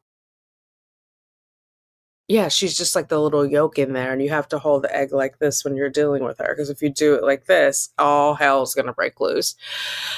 I'm probably not making sense, but I just feel like as a mom, I just feel like she doesn't get it. Like her son is a tool. The way that she looks at him, I'm not saying any human is a tool, but it's like she doesn't have that let me protect him feeling that moms have. Do you know? FH thought of the effect, and again, anyway, it might be the right one. It will have on our son moving in the middle of the school year. No friends, new, possibly even worse pressures. So he can make friends. He's young. What could be worse than people taunting you for your mom making a snuff film, killing her boyfriend? Culture shock altogether. Again, not moving to another like country or even another state. How can FH tell if this supposed miraculous move really is in our son's best interest? So I don't know who said it was miraculous other than Miss Boone. I don't see Brian saying that it's miraculous. He needs support. He needs help. And he's been taking care of you for I don't know how many years. Like, let him be with somebody who can help him. You know what I mean? Not take care of him necessarily, but like help him. My love language is acts of service. And so I'm with you, Brian. Go where people can be of service and help you be of community and not, you against the world. Okay, especially if temporary per their petition to relocate. So I think they said, technically it is temporary because she's waiting on at this point, she was waiting on her trial. But I think they said it to placate, we're changing it, we can change it back. Like, calm, cool your tits, lady. So if granted, they're moving back or again or somewhere else when my case is finalized, however, and whenever that will be. It will be finalized. No one has a crystal ball, though, Sarah. We'll figure it out when we get there. We're not there yet. Right now, the immediate concern is your son's mental health. Self-esteem, all of those things that are super important at that age. If FH doesn't care about our son getting good grades or even wearing shoes, why is any of this concerning all of a sudden? It's been 3 years. Well, the fact that it's been 3 years, ma'am, the fact that you're writing letters to judges like you're cuckoo for Cocoa Puffs and it's all getting news coverage, both, traditional legacy media, new media, social media. Bro, everybody knows about it. He's embarrassed. And it's not anything he can do. Do you know what I mean? It's not his fault that you gave birth to him. He just happened to be born your son. Okay. Their petition also states our son is experiencing significant difficulties at school. He is an AB student. His favorite class is musical theater. He has 7 friends, sleepovers, a girlfriend, and plays online games with the guys almost every day. But you don't even want him to have the online games. And if he does play online games, he can stay connected to his 7 friends, assuming they all play. Do you know what I mean? Like, trust me, I've moved and moved and moved, like I said before, and I have friends from my moves. Okay. Maitland Middle School is a significant problem in itself. Isn't it in and of itself? Whatever. In itself. Parentheses, see reviews / write-ups. You see what I'm saying? If they would have given her the counselor's name and any information, somebody would have been giving her reviews and write-ups because we know Ms. Boone does not have internet. So how is she seeing the reviews and write-ups? Not only for our son, but every child who attends there. If anything, he can be rezoned to another school and still have the same expected capabilities, opportunities, and closer to me. I don't know what this is. And B. I thought that was, yeah. And be closer to me. It's all comes back to her. So how is that being rezoned any different? It still creates the same problems that she mentioned up here, right? So he could still go to this new place, have no friends, new, possibly even worse pressures than being teased for your mom creating a snuff film of her killing her boyfriend. Culture shock, all of that could still happen if she's okay with rezoning. The thing is it's all about her. She feels like she's losing control. She has to keep him close. In like proximity, not in like mentally, like not a mental connection or emotional connection. It's like literal physical proximity. He needs to be close. Why? So she can stand outside in the yard and smell him at the jail? All done? I just don't get it. It doesn't make sense. I'm sure also there are plenty of other very acceptable schools within the authorized 50-mile radius. Here we go again. Has FH even looked into or contacted the supposed far greater educational opportunities stated in the petition? There are such opportunities closer, maybe even better. Who's going to look for it, though? And he also, keep like ignoring on purpose, I think. He has a support system where he's going. It's not just about the school. And sometimes greater educational opportunities are impacted because you have a support system. Like he could do a different after school program if someone can pick him up. You know what I mean? Like there are other things without his dad having to pay for someone to do that. It's all about her, and she's just sitting in her cell, like, or not her cell, she's in a dorm, in her open dorm on her bunk, just like festering. These things are festering and growing in her mind. It's like little mushrooms popping up in the crevices of her mind. There are such opportunities closer, maybe even better. Has FH rubbed his crystal ball to see? Why am I never included in anything regarding our son?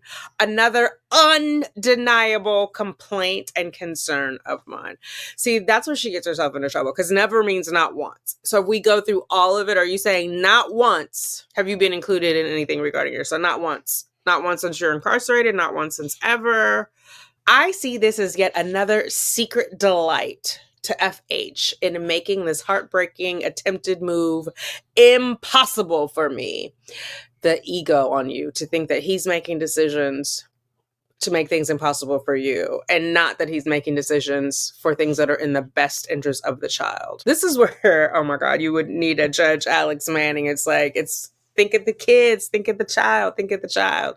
I can't do her accent, but I love me some Judge Alex Manning. Heartbreaking attempted move impossible for me. Heartbreaking, breaking her heart attempted move. Like, and that's not an attempted move.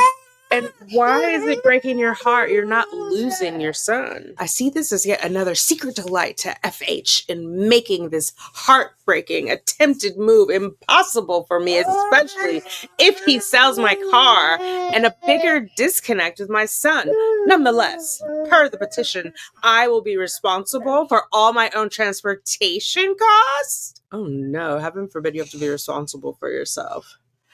And he should have been sold that car. You should have asked him to sell that car so you could have this money to get your deodorant and all your Zuzus and Wham Whams. Ma'am. Rezone schools. I want to see my son. The move is all about FH. FH admitted to me his parents are selling one of their 4 homes and moving to South Carolina. He wants to be close to them. And that place is closer than Orlando. Okay. One of their 4 homes. So where are the other 3 homes? And if he wants to be closer to them, that's still a support system, because you're saying it's 3 hours away. So if he stays where he is, whatever that distance is the 3 hours plus going to the Carolinas. Please remember all. The primary reason a former husband wants to move and has blatantly laughed at me about repeatedly is because it's more convenient for him, since where they're moving is down the street from the prison. So disgusting. This very hurtful, brazen, self-proclaiming assumption is said regularly to me, and has been already sent in my previous undeniable concerns more than once. How ugly. Wrong. Well, if you want your son to come visit you when you're in prison, the way to do that is to make it easier on his father to get him there, since your son does not drive. Although 2 years he will be. Maybe, if he so desires. Also, Judge Dean, if I may, oh my God, whenever she says if I may, she's like, what is that when people say no offense or with all due respect? That's hers. If I may. Remember when she told Captain Giovanni, if I may, I just don't believe it. Anyway, are you aware the prison stipulations in their petition, page 2, bottom fine print? Have you reviewed the long distance parenting plan included also? Does former husband really expect me to drive? If he doesn't sell my car. Reminded of regularly also. Uber, bus, helicopter, walk back and forth to the G place between Friday and Sunday evening, and I only get to even see my son every other weekend? I do not at all agree to this or anything trying to be forced and threatened in order for me to have a relationship with my son. I will. Look at how her penmanship has changed, and it's all caps. When it's not, it's like, I don't know. The top like up here it was like soft and round, and now this just looks angry. Or am I reading in too much? You guys let me know. Forced on me. That's like when she told the police, I don't agree. I don't know what you guys want me to do. I don't know what to do. I'm not saying that. I'm not agreeing to that. It was not intentional. But if she really wanted to see her son, girl, if you had to get on the back of a pigeon. Oh, a bald eagle. If she had to get on the back of a bald eagle, she should go. Okay. You go to see your son, especially after you finally get out of prison. And if your son want to see you, girl, if you better get on a good foot. I will no matter what. And former husband, in order for me to have a relationship with my son, I mean, it's up to you. I will no matter what. And former husband will never take that away. It's not his to take. And does he not realize this is all predicted by him and his surety? Everything will fall into place perfectly as he sees. This is all unpredicted. How can any of this be proposed on predictions? How is any of this even fair? That's like saying don't buy an umbrella until you know the day it's going to rain. That makes zero sense. We have to prepare, Sarah. We have to make plans, do risk assessments, all of that. How is any of this even fair? Why has nothing been discussed? Only him making demands. Absolutely, undeniably ludicrous and wrong. Former husband is using our son as a ploy, and I feel is selfishly seeking his own gratification and pleasure. Oh, yeah. Okay. I said before, my former husband, he can't wait for me to be found guilty and leave. He's not even waiting for that. If that even happens, please tell me when exactly everything predicted is going to happen. Anything? When? FH, former husband, knows nothing. One thing he does know is that all my concerns are without, in every way, undeniable and all true. I think she feels like if she repeats it enough, like it'll, I don't know. Is it like a Jedi mind trick, you think? Or she just wants to say it over and over, like to beat it into you? Because I'm not going to go back and count, but that's like at least 7 undeniables. And all true, nothing you say is all true. Again, it's those qualifiers, all true. She should have just said undeniable. Even that's questionable. Didn't it? Yesterday, she was like undeniable that she was a good parent or something like that. I'm like, really? Anyway, he will never admit and just keeps making his retaliations worse. What is he retaliating against you for? Why is he seeking revenge? Like, somebody let me know. What is she talking about? Like, is it one of those conspiracy theories where everybody's out to get her? I don't see it. Unless there's something she did that he's saying, oh, no, that's her line though. This is for everything you've done to me. I don't know what's going on. Pot, meat kettle, y'all both black. He will never admit and just keeps making his retaliations worse because none of my concerns are made up or false, only experienced or still experiencing. And also that I make his cruel comments, laughter, and actions known to everyone. He is not who he appears, nor will ever be. Why are you bad-mouthing your father, the father of your child? Why would you need to let everybody know that? Like, what do you gain by that? What does your son gain by that? That is only going to build up animosity because one day your son will know. I mean, listen, this is all over the internet. He might know now. Okay. Judge Jean, there's so much more to be said on top of my already very legitimate concerns. There's so much more to be said. Girl, well, we're on page 5. Please get to saying it. I have already sent in hopes to be remedied. Nothing has changed. So much to be said on top of my already very legitimate concerns I've already sent in hopes to be remedied. Nothing has changed. Only gotten meaner and worse. Where did you send these legitimate concerns? Who's supposed to be remedying them? Because, like, the judge can't remedy the stuff about your mortgage. So are you sending it to the judge? Are you sending it to the appropriate people? former husband's egotistical, backhanded schemes, assumptions, and plots are unfair and not at all funny. Now, see, this is where she gets herself in trouble because you sound unhinged, Sarah. Like, she's saying these things about the father of her child to the family court judge, like, without any sense of irony. You keep effing around, you gonna find out you can't even have unsupervised visits with your son. Because if you were my partner and writing this type of stuff, you wouldn't see my kid without a supervisor there. Even if I have to pay for it, I don't care. I don't have to worry about it being a relative of hers since she has no relatives, according to her. Who does he think he is now that I'm incarcerated? This shows/explains what kind of person he and his family really are therein. Also, therein, wherein. What is she talking about? Also, explaining many reasons contributing to where I am now. What? There's way more to it all. Two sides. Here she goes again. So, something to do with Brian and his family is the reason why you murdered George and recorded it. Maybe you should seek therapy. And there wasn't she what she did with the finger stop pointing. She's pointing all kind of fingers everywhere. Everything must be pointing back at her. Like, seriously? See, and if I just can't imagine sending this to a family court judge. Like, the reason why I'm in prison for murdering my boyfriend with a suitcase, part of it, there are many reasons from, what's his face, Brian and his family that are contributing to where I am now. With that being said, Your Honor, I received a copy of a motion to relocate again today. Shorter, revised, no prison stipulations or holiday schedule.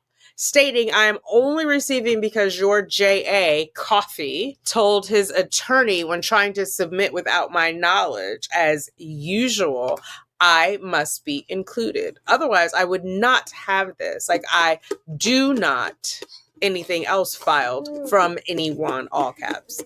I would not have this. Like, I do not anything else filed from anyone. According to the clerk's website, multiple documents have been filed, which I have not been included on to receive copies.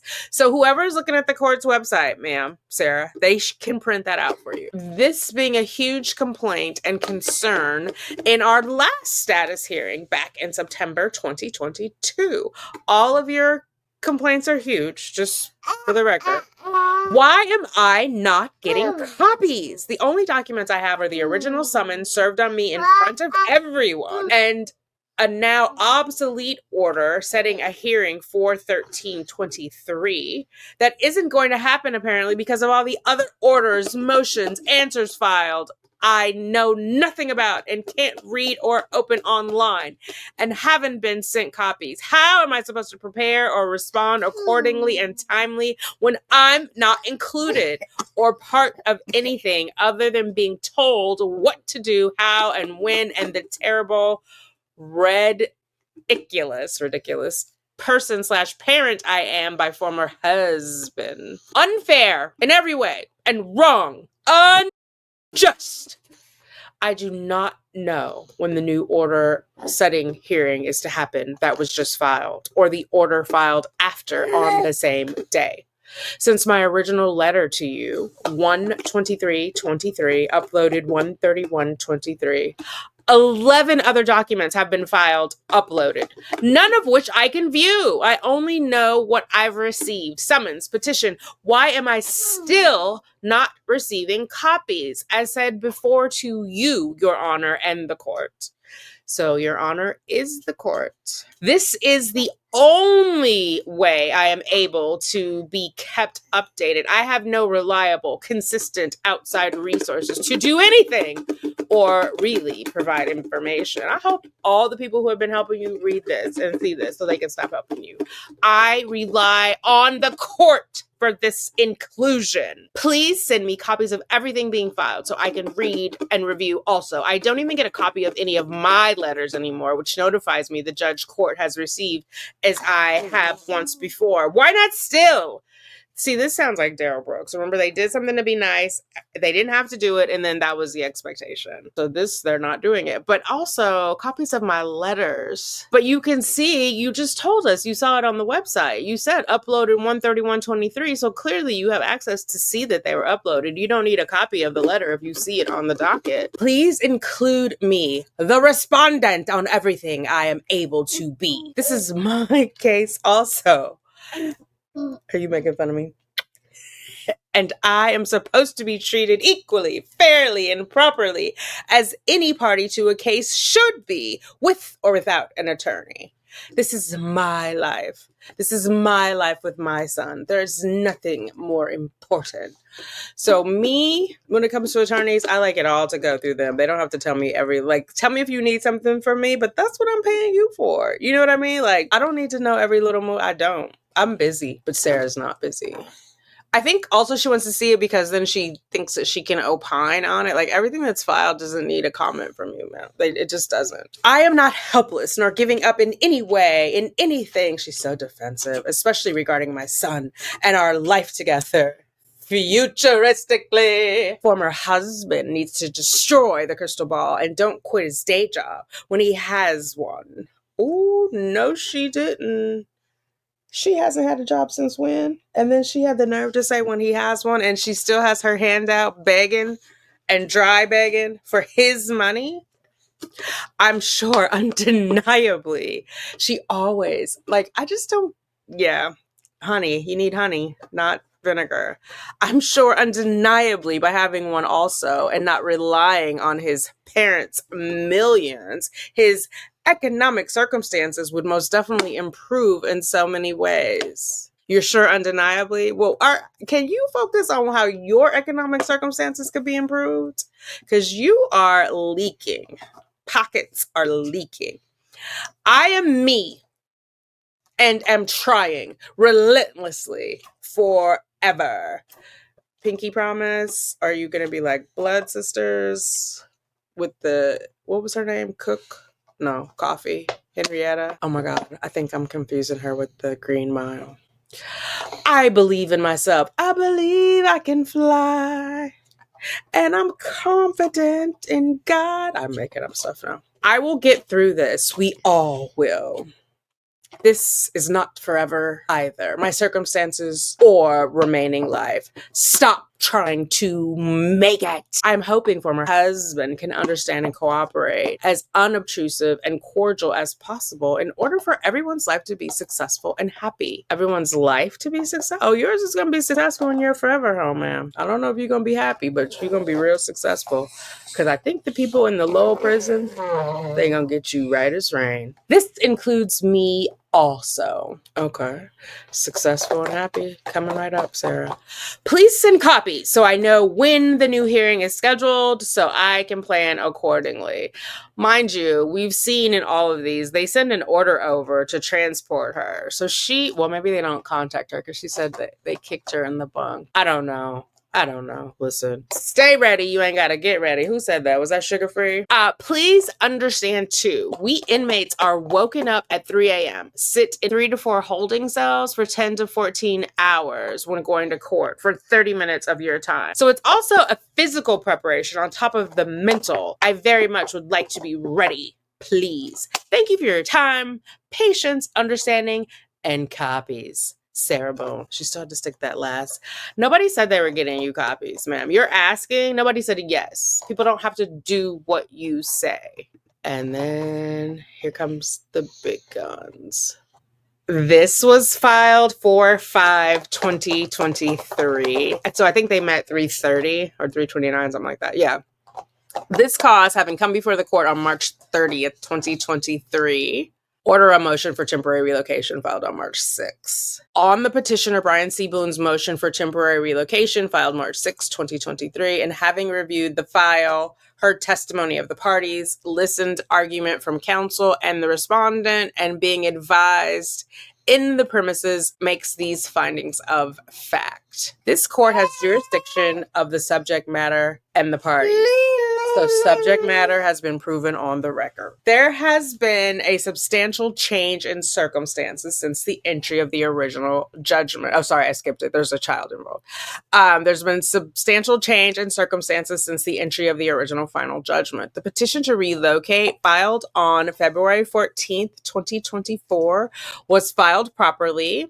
That was the day after George's birthday. He would have been, 44? 45.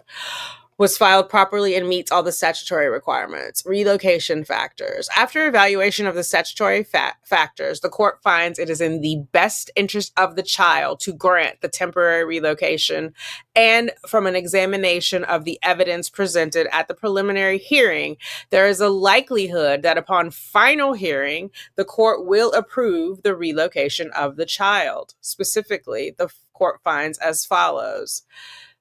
I wonder, I think they're calling it temporary. I mean, it is temporary, but I think it's just stop the arguing with her, right? Because if it's temporary or permanent, there's nothing she can do.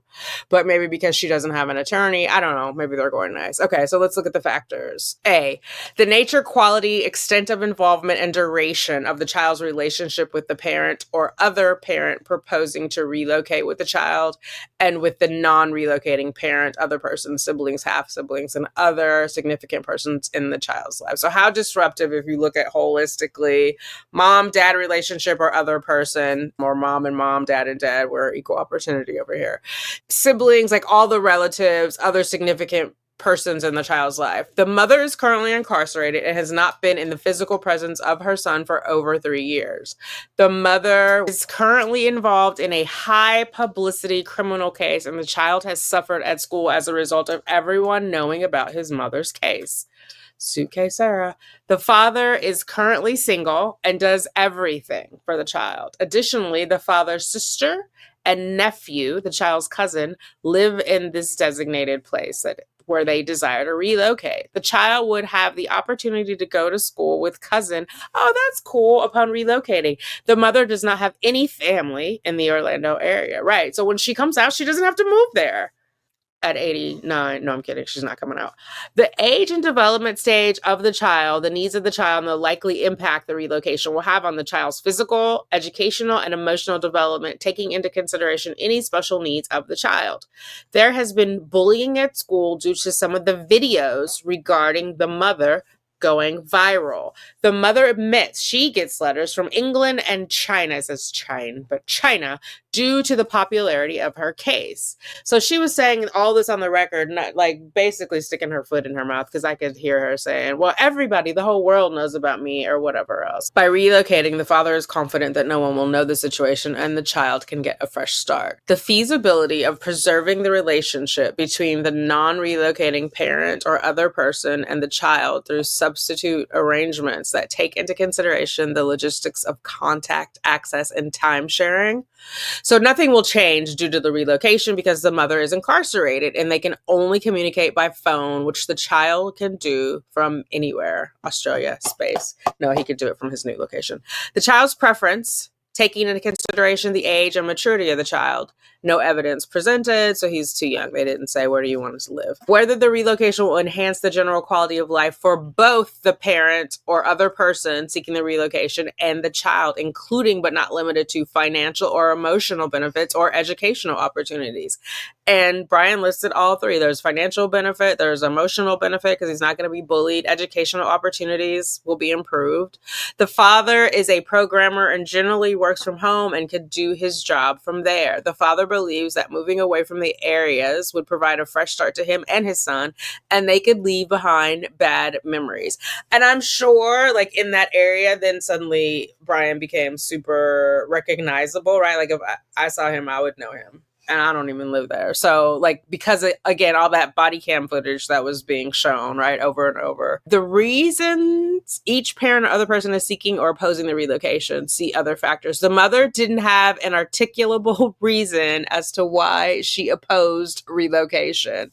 So she went in there talking about her feelings and complaining and everything, like we've seen in all the other, what was it when she did the argument about not having media there? This is it's only one hearing. I have a right to, and blah, blah, blah, like nothing, no case law, right? And so she didn't, whatever the criteria was for the judge to consider. She did not speak that. Therefore, he said she didn't have an articulable reason.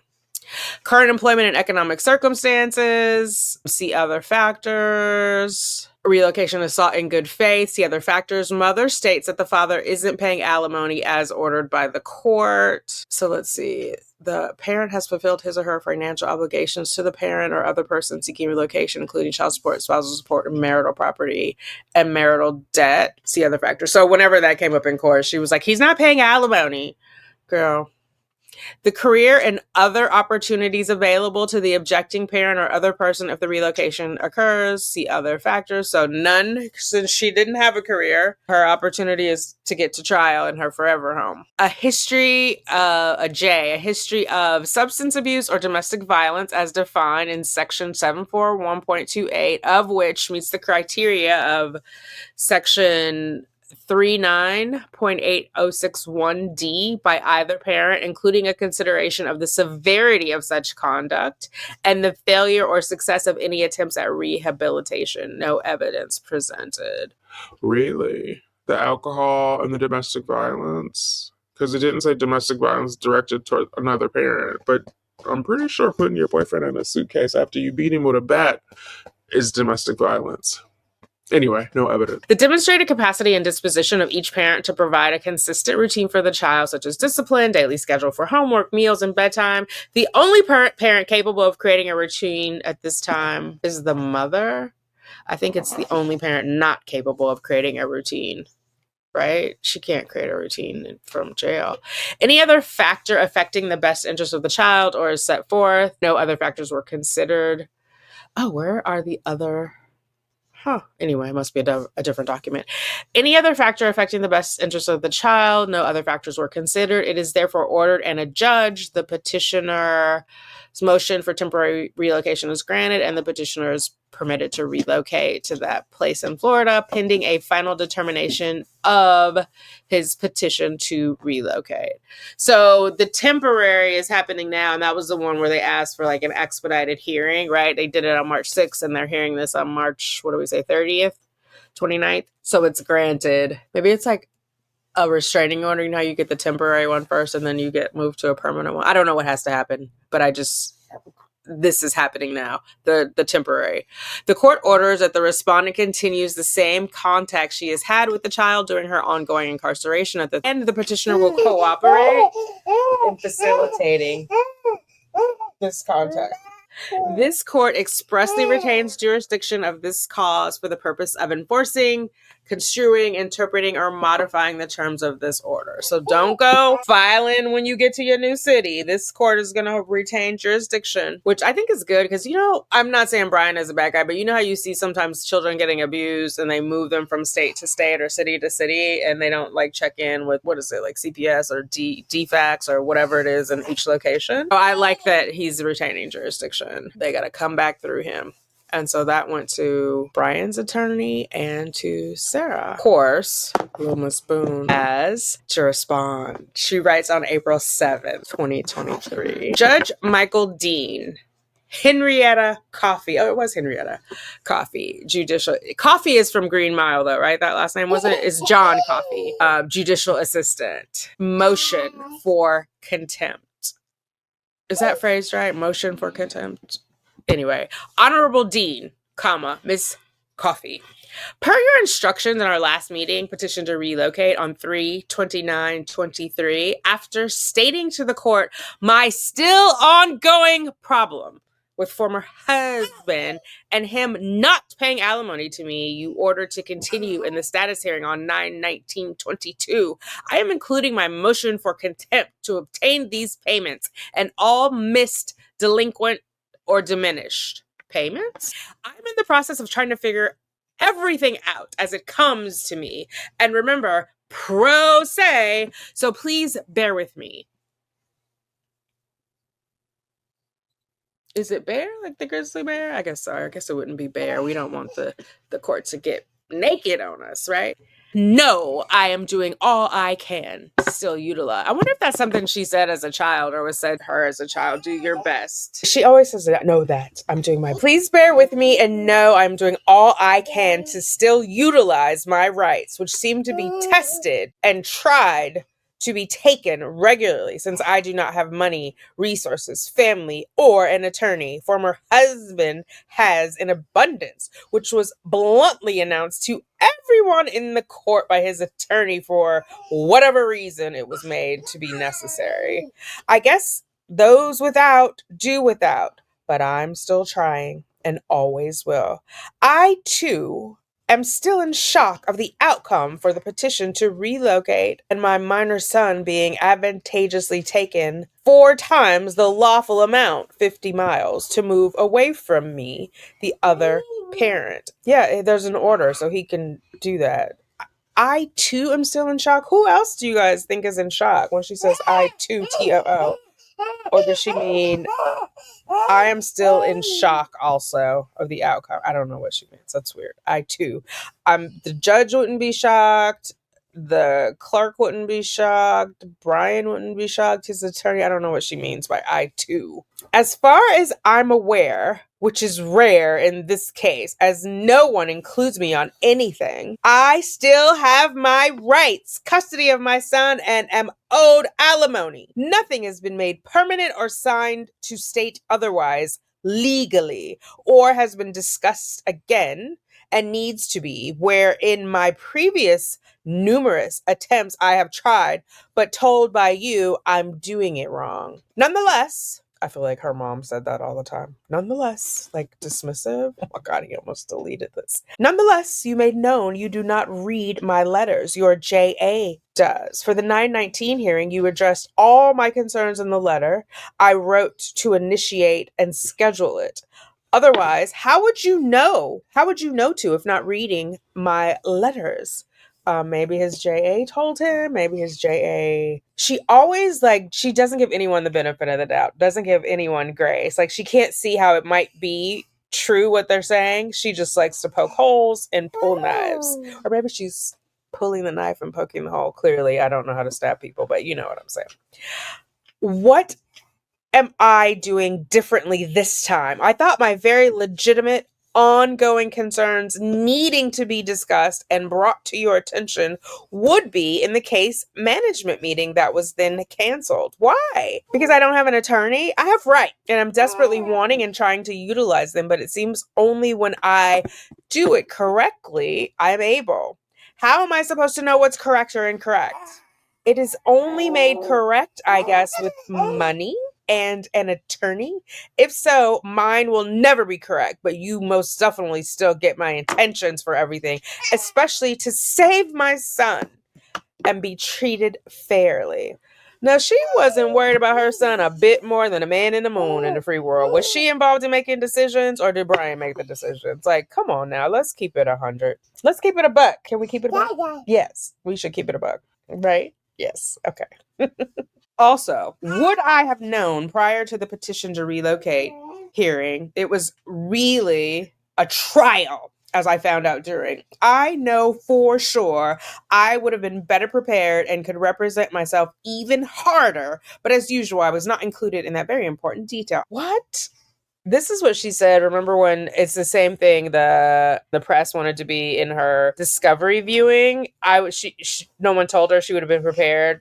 Ask anyone, she's always prepared. I'm sitting in front of you, yes, unhandcuffed, but I am unprepared for this rebuttal. Ma'am, you were told about the hearing in open court on Friday, August 9th. If I knew to be prepared, I know that everyone knows that I would be prepared, which I am unprepared because of.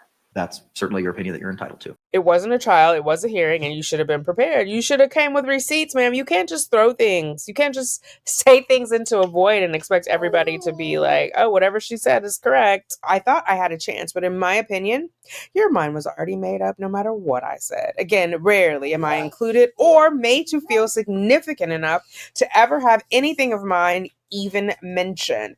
I don't think it's the court. In fact, I know It's not the court's job to make you feel significant. Your level or feeling of insignificance is deeply rooted in you, ma'am. It's okay to take the abuse non-stop from former husband because I have nothing.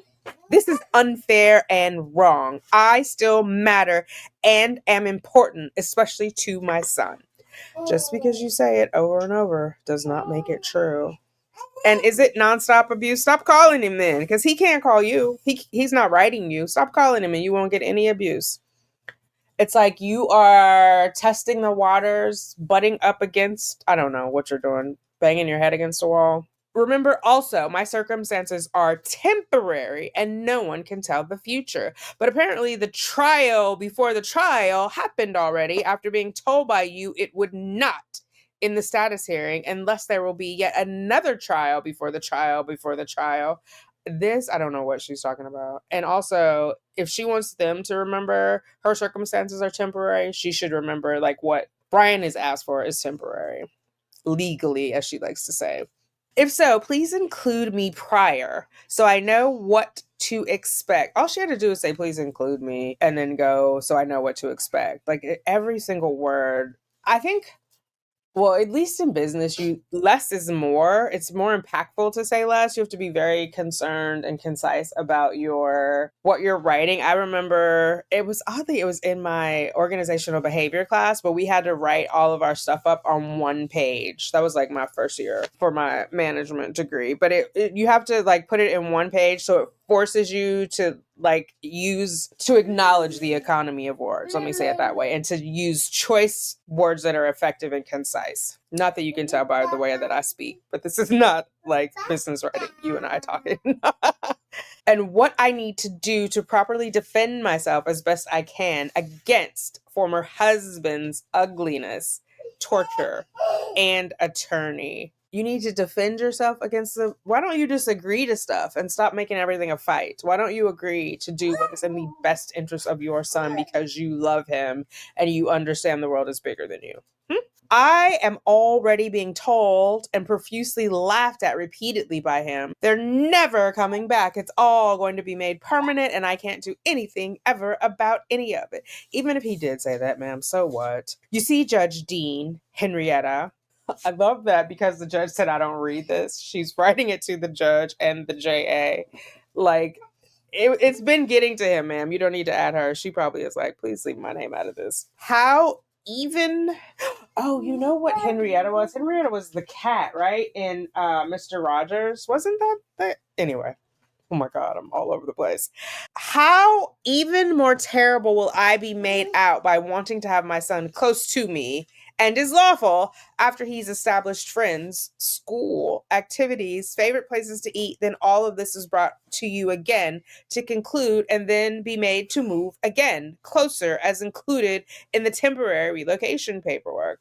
Or how about this, Sarah? Since you don't have a job, you don't have a place to stay, you have nothing, why don't you go to where he is? Why would you make him come back to a place where you have, by your own words, by your own mouth, have no one there? That makes no sense. And you're acknowledging he'll have friends, a favorite place to eat, all that. You would be cruel to attempt that, and no judge would think that is in the best interest of the child. So you kind of answered your own question, even though you're trying to make it the judge's problem. Because it's your way or no way. Or it's, yeah, she's just like, it's my right. It's my legal right. He has to be here. Again, a possession, not a person. That's how she treats him. Or will it automatically be awarded to them like everything else and all their wishes come true permanently because I will have nothing and no one to help me figure out all of it when the time comes, if I even do it right in my hopeful attempts like I have been already? Please tell me now so I know what to plan on, considering everyone seems to have a crystal ball but me. It's only fair, and I should be included. From everything I've experienced so far with judges, courts, laws, etc., it seems true already. Everything will not be in my favor from the truly unjust way I have been treated and am still in this case. Or as she would say it, the truly unjust way I have been treated and am still in this case. That's not quite right, but y'all know. Is this how the justice system really works? Maybe it's just me with nothing that it does. It only makes everything harder and more disappointing. If you're a no one with nothing like me, all you get is a hard time, innumerable hoops to figure out how to jump through, and laughed at, all for nothing. Girl, you got nothing but time. Stop writing all these letters and start getting into the law library and research. Judge Dean, you stated in the relocation hearing also it's a fresh start for son and former husband to move well beyond the 50-mile radius away from me. Why would you allow them to start before knowing anything of my outcome? Why? I guess I'll never get my fresh start from everything being made so impossible and arduous before anything has even happened, and after, when and if it does. Delusion. This is like delusion, denial. How much does it cost, please, to look into someone's crystal ball? Anyone's. Anyone? Oh, wait, I have no money or attorney. Please include me. Think positive?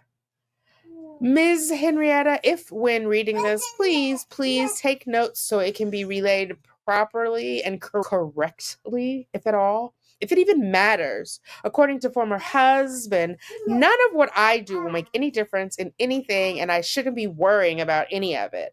I'm going away for a very long time. Our son will be an adult. I will probably never have to worry about it. Thank you both for your time and understanding. I matter. _ She really shouldn't be worried about it. I mean, I know it's easier said than done as a person who suffers from anxiety. She needs some meditation. I think part of that anxiousness that she has is why she drank so much, right? Like she's self-medicating, numbing herself. I mean, that's not the only reason, obviously, but like, girl, chill out. They're just going up the road. He's going to have support. He's going to get a fresh start, which he desperately needs. Like, do you not care about him at all? Or is it, this is one of the women, one of you guys wrote it too. And I, like, when you wrote, I swear I had just thought it like 15 minutes before. There's a woman, Diane, if you guys, oh God, let me not go down that rabbit hole. But there's a woman, Diane, she has a whole channel. She has a whole business because her children, 2 of her daughters, I think they're her only 2 kids, went no contact. Sarah is the kind of person, if she's your parent, you're going to have to go no contact, or you're just going to have to put up with her BS because she doesn't know boundaries. And if she doesn't get her way, if she doesn't have a conversation, it becomes an attempted conversation. And then you got to have it over and over and over again. Like, she's exhausting. That is what happened there. We have this, it's listed as page 5 is her actual motion. It was in the same envelope, so it was received on the same day, 4/11. Brian C. Boone, petitioner, versus Sarah K. Boone, respondent. Comes now, Sarah K. Boone, respondent, submits her motion for contempt for non-payment of alimony. So she had experience pro se before 2024 when Judge Kranick in all his wisdom, and in which was court ordered by Judge Michael Dean to continue being paid to respondent in the last and only status hearing, 9/19/22. Since, during, and prior to respondent's incarceration, 2/20 present, petitioner has completely withheld and or diminished incredibly the promised $1,000 monthly payments, stating repeatedly the respondent is not important and not priority. Let's step back, right? Because maybe he did say that. I'm not saying it's the nicest thing to say, but he doesn't have a job. He has a child to take care of all by himself. He has no support in the town that he's living in. And she's making it about her. It would be different if she would be like, hey, can you sell my car and then send me that money? Do you know what I mean? She wants his actual cash flow to be redirected to her. I just don't understand how she can't think of her son. Like, so if he makes you a priority or makes you important, do you want your son not to eat? Do you want him to borrow money from his parents in order? You know what I mean? Like, girl. This money owed to the respondent is overdue, ordered, and needed, being the only source of income to make any/all necessary purchases. Also, petitioner agreed to, signed, and made responsible for all said payments in the active court-filed dissolution of marriage 2017. Petitioner agreed to, signed, and made responsible. That's redundant. Okay. The thing is, when she says things like petitioner has completely withheld and or diminished. Like completely is all inclusive. There's no or. Either he has completely withheld it or he hasn't. You could say frequently withheld, often withheld, but not completely, and then add an or diminished incredibly. So he sent you something then. If it's diminished from 1,000, he sent you something. He didn't have to, in my opinion. But we saw he chalked it up to the game, or he didn't chalk it up to the game. He added the $20,000 that he has loaned to her, and he's put that on him as an asset because it's outstanding. Respondent is seeking all delinquent and arrears payments and all full current payments of $1,000 going forward to be made to the designated account of her choice. Wherefore, Sarah K. Boone, respondent, respectfully requests this honorable court to please grant this motion for contempt. That's the thing. Is it called a motion for contempt? Like, how do you, if you write an order for contempt, order finding them in contempt, she'd have to type up the order. Entering its order for alimony payments, delinquent and arrears. Is delinquent not the same as arrears? Doesn't arrears mean past? To begin immediately without difficulty or confusion by Brian C. Boone, petitioner. Okay. Oh my God. So that was 411. Then we're going to go to 418. Motion to continue contempt hearing scheduled for May 11. Comes now the petitioner, Brian C. Boone, by and through his undersigned attorney, who hereby files this motion. So now we're in May. We've passed up whatever, I think it was April 23rd. She thought she was going to go to trial for the murder case. We're past that. By and through the undersigned, who hereby files this motion to continue contempt hearing scheduled for May 11. On April 11th, the respondent filed a motion for contempt, alleging that the petitioner is not paying his ongoing alimony obligation. On April 14th, the court entered an order scheduling this motion for contempt for a hearing on May 11th. The petitioner filed a motion to modify alimony on April 12th, 2022, and that petition is still pending as of the date of this motion. So he filed to modify. So he's not paying until it's modified. I don't know. I remember when the housing crashed and people were being told to not pay anything, trying to get a loan modification. Just me, old auditor. Okay. Under the current law, the petitioner is entitled to have his petition to modify his support obligation heard and resolved prior to trial court's resolution on respondent's later filed motion for contempt for failure to pay support. See Rosenblum v. Rosenblum. So she's going to have to wait. Hasn't been heard. She can't file for contempt because we're waiting for the modification hearing. Therefore, the petitioner is requesting that this hearing be canceled and rescheduled either contemporaneously with or after the final hearing on modification. Wherefore, in view of the foregoing, the petitioner, Brian C. Boone, respectfully requests that this court enter an order canceling, I think they mean this court enter an order, A-N, canceling the hearing scheduled for May 11th, 2023. That was dated April 18th. Certificate of service. They mailed it to Sarah at the jail. I don't think this is the right address for legal mail. I think it's a P.O. box, but whatever. Motion to continue.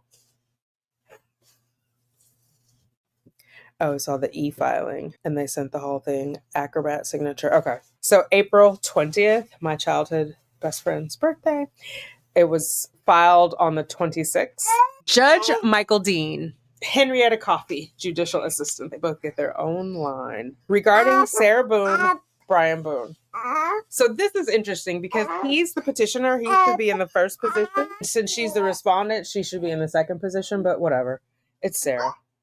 She knows better. Hello, and thank you for granting a hearing for my motion for contempt scheduled via Zoom 5/11/23 at 9 a.m.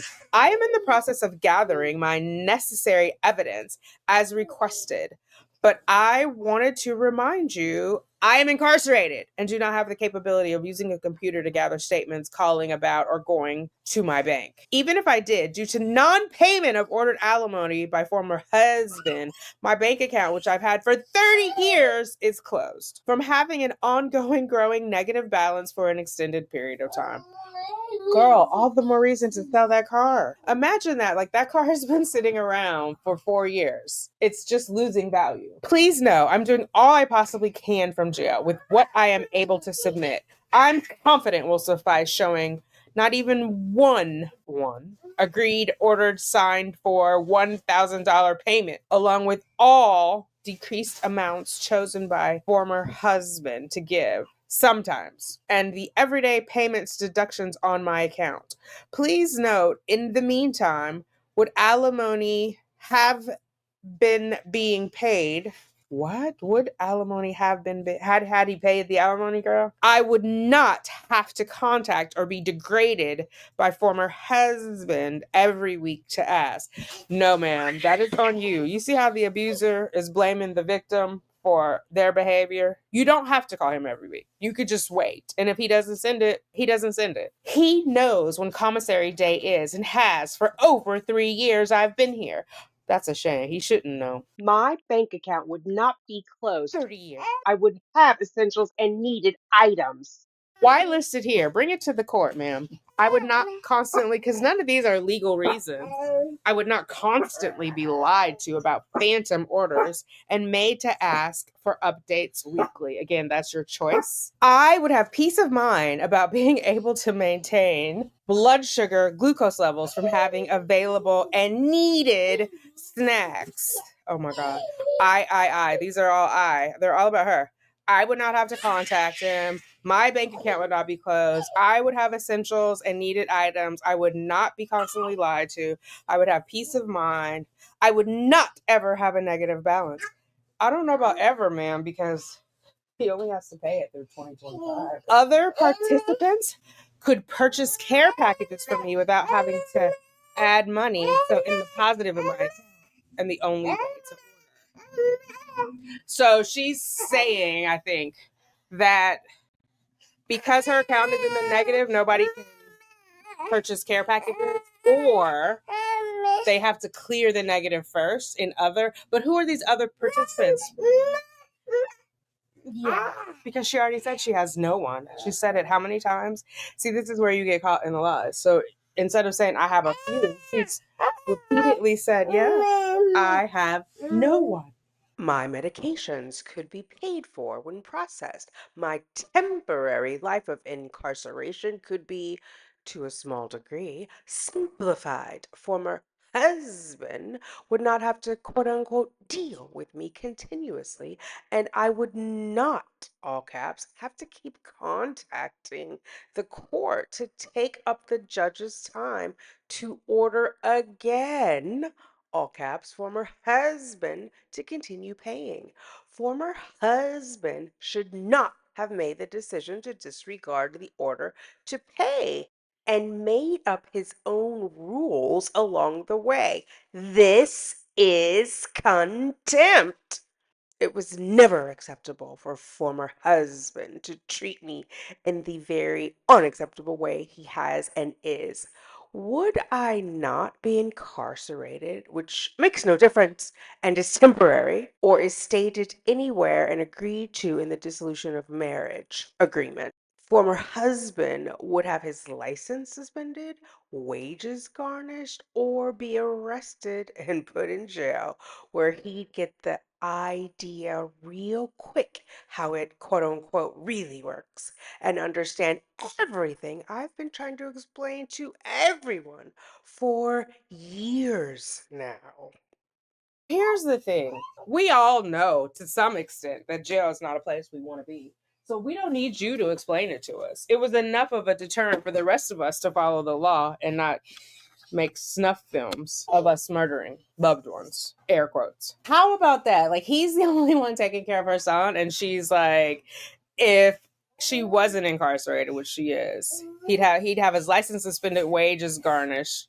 He's not working, so he's not going to have any wages garnished. If he has his license suspended, who is going to take your son back and forth? Let's just assume you had never been incarcerated. You were still walking around at 9 o'clock drunk and argumentative. You want him to be put in jail? Would you want him to have his license suspended, his wages garnished? Because even then he was the only breadwinner. What am I saying, primary? Like, you don't make sense. It's all about you, even in your hypotheticals. With that being said, my main and most important reason for this letter is we're on page 3. Glad we're going to get to the most important reason. Don't bury that lead, Sarah. My main and most important reason for this letter is to please request a copy of my marriage dissolution agreement to properly prepare for this hearing. I refuse to be blindsided. As I was for the last.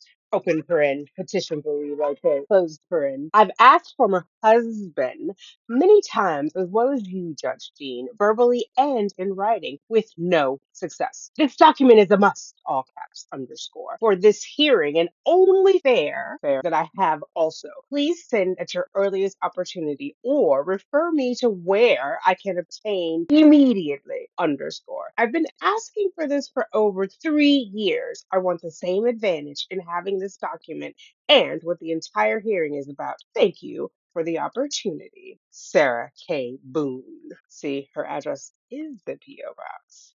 Okay, I'm gonna go back to just saying all caps because my throat is hurting from trying to yell with the all caps. Okay, so then we have on May 2nd, notice of appearance comes now Frank J. Bankowitz.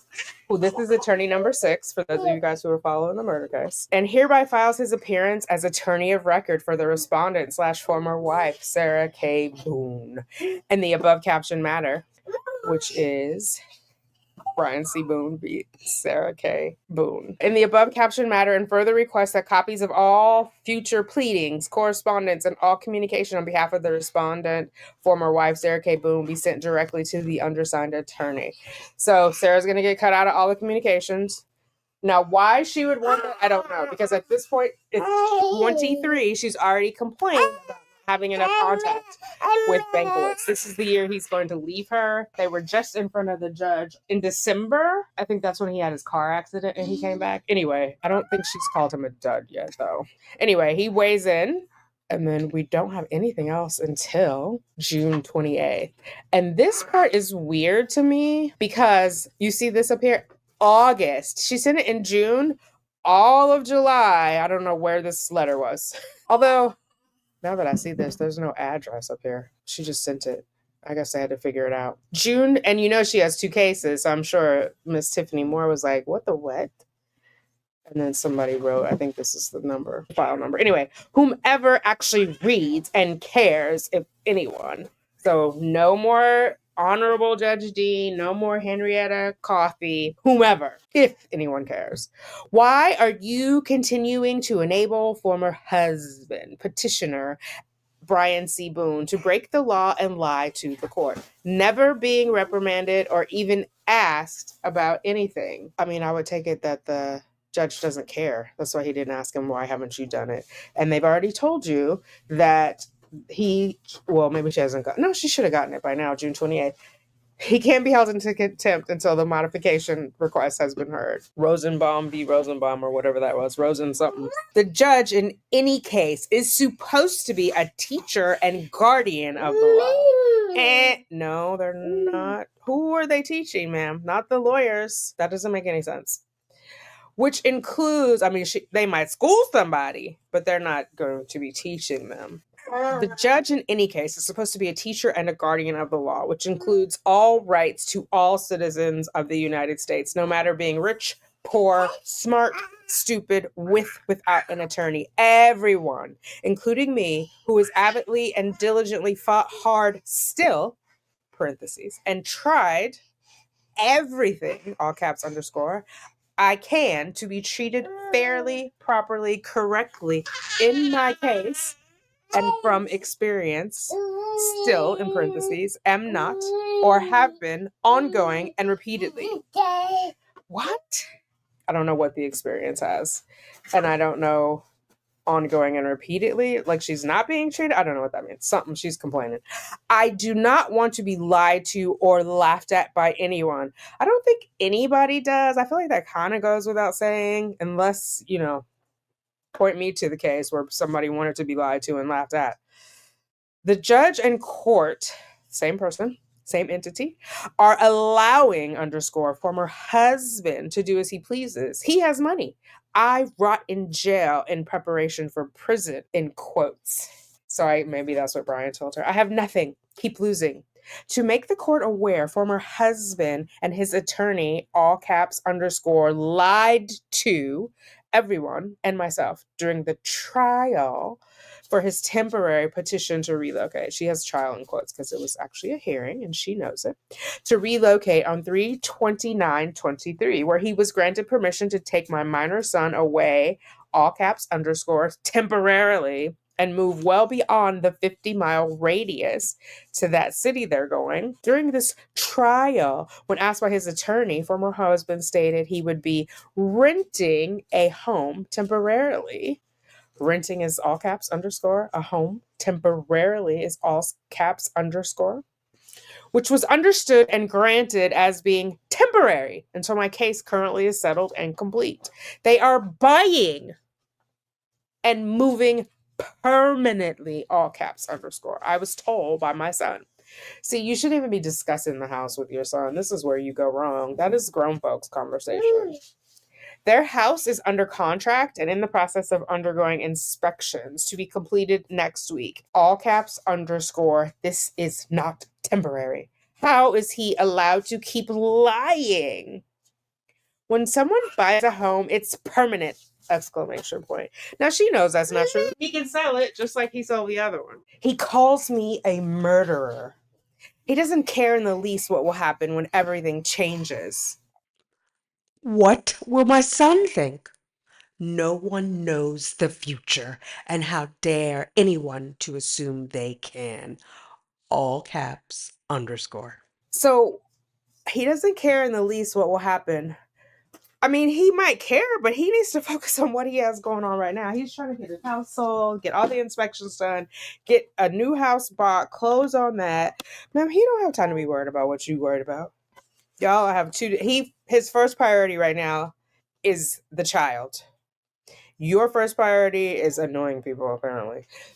How can you allow former husband to keep lying? Now, do you think Judge Cranick allowed you to lie while you were on the stand, or do you think that's just a thing that happens? He is held accountable for nothing, all caps underscore. I haven't even processed the fact they were even allowed to move before anything has even happened in my case, if it even will. And after I was told by the judge, nothing will because you can't have a trial before a trial. That's a lie. It's already happened once without any warning, unfairly and deceptively. Again, people are always out to get her. Only her. Everybody, it's Sarah against the world. So I'm trying to figure out the trial before the trial. Is it that he doesn't want to have the trial about the family case until they have the trial about the murder? Because the other one was clearly a hearing and not a trial. Sugar Bear's playing with Liberty. They're chasing each other. Judge Dean, what happened to my constitutional rights you stated he was and still is violating during the one and only status hearing there's been? Your constitutional law, the judge said, what constitutional law? What constitutional law? Where in the Constitution, Sarah? There has been in this case, and in which I keep trying to set another for it to just be canceled and me laughed at by everyone.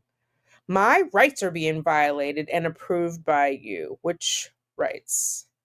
When is former husband ever going to be held responsible for any of his innumerable lies? All caps underscore. Not paying alimony, moving temporarily, etc. etc. etc. I don't know why she put the moving in here because that was court approved. He's explained why he's not paying alimony because he's put in a modification and he's waiting on a hearing. I don't know what she wants him to be held like. It's the vengeance in her. She wants to punish him. He's taking care of your shared child. Why are you trying to punish him? Where are the lies? Prove that they're lies. I keep being lied to by everyone because I am incarcerated and have nothing. Take. This is not a justice system. So I don't know why she put this in quotes, and it's particularly odd because she could have just put justice system in quotes, but she put it's quote justice in quote system in quote. I don't know what that means.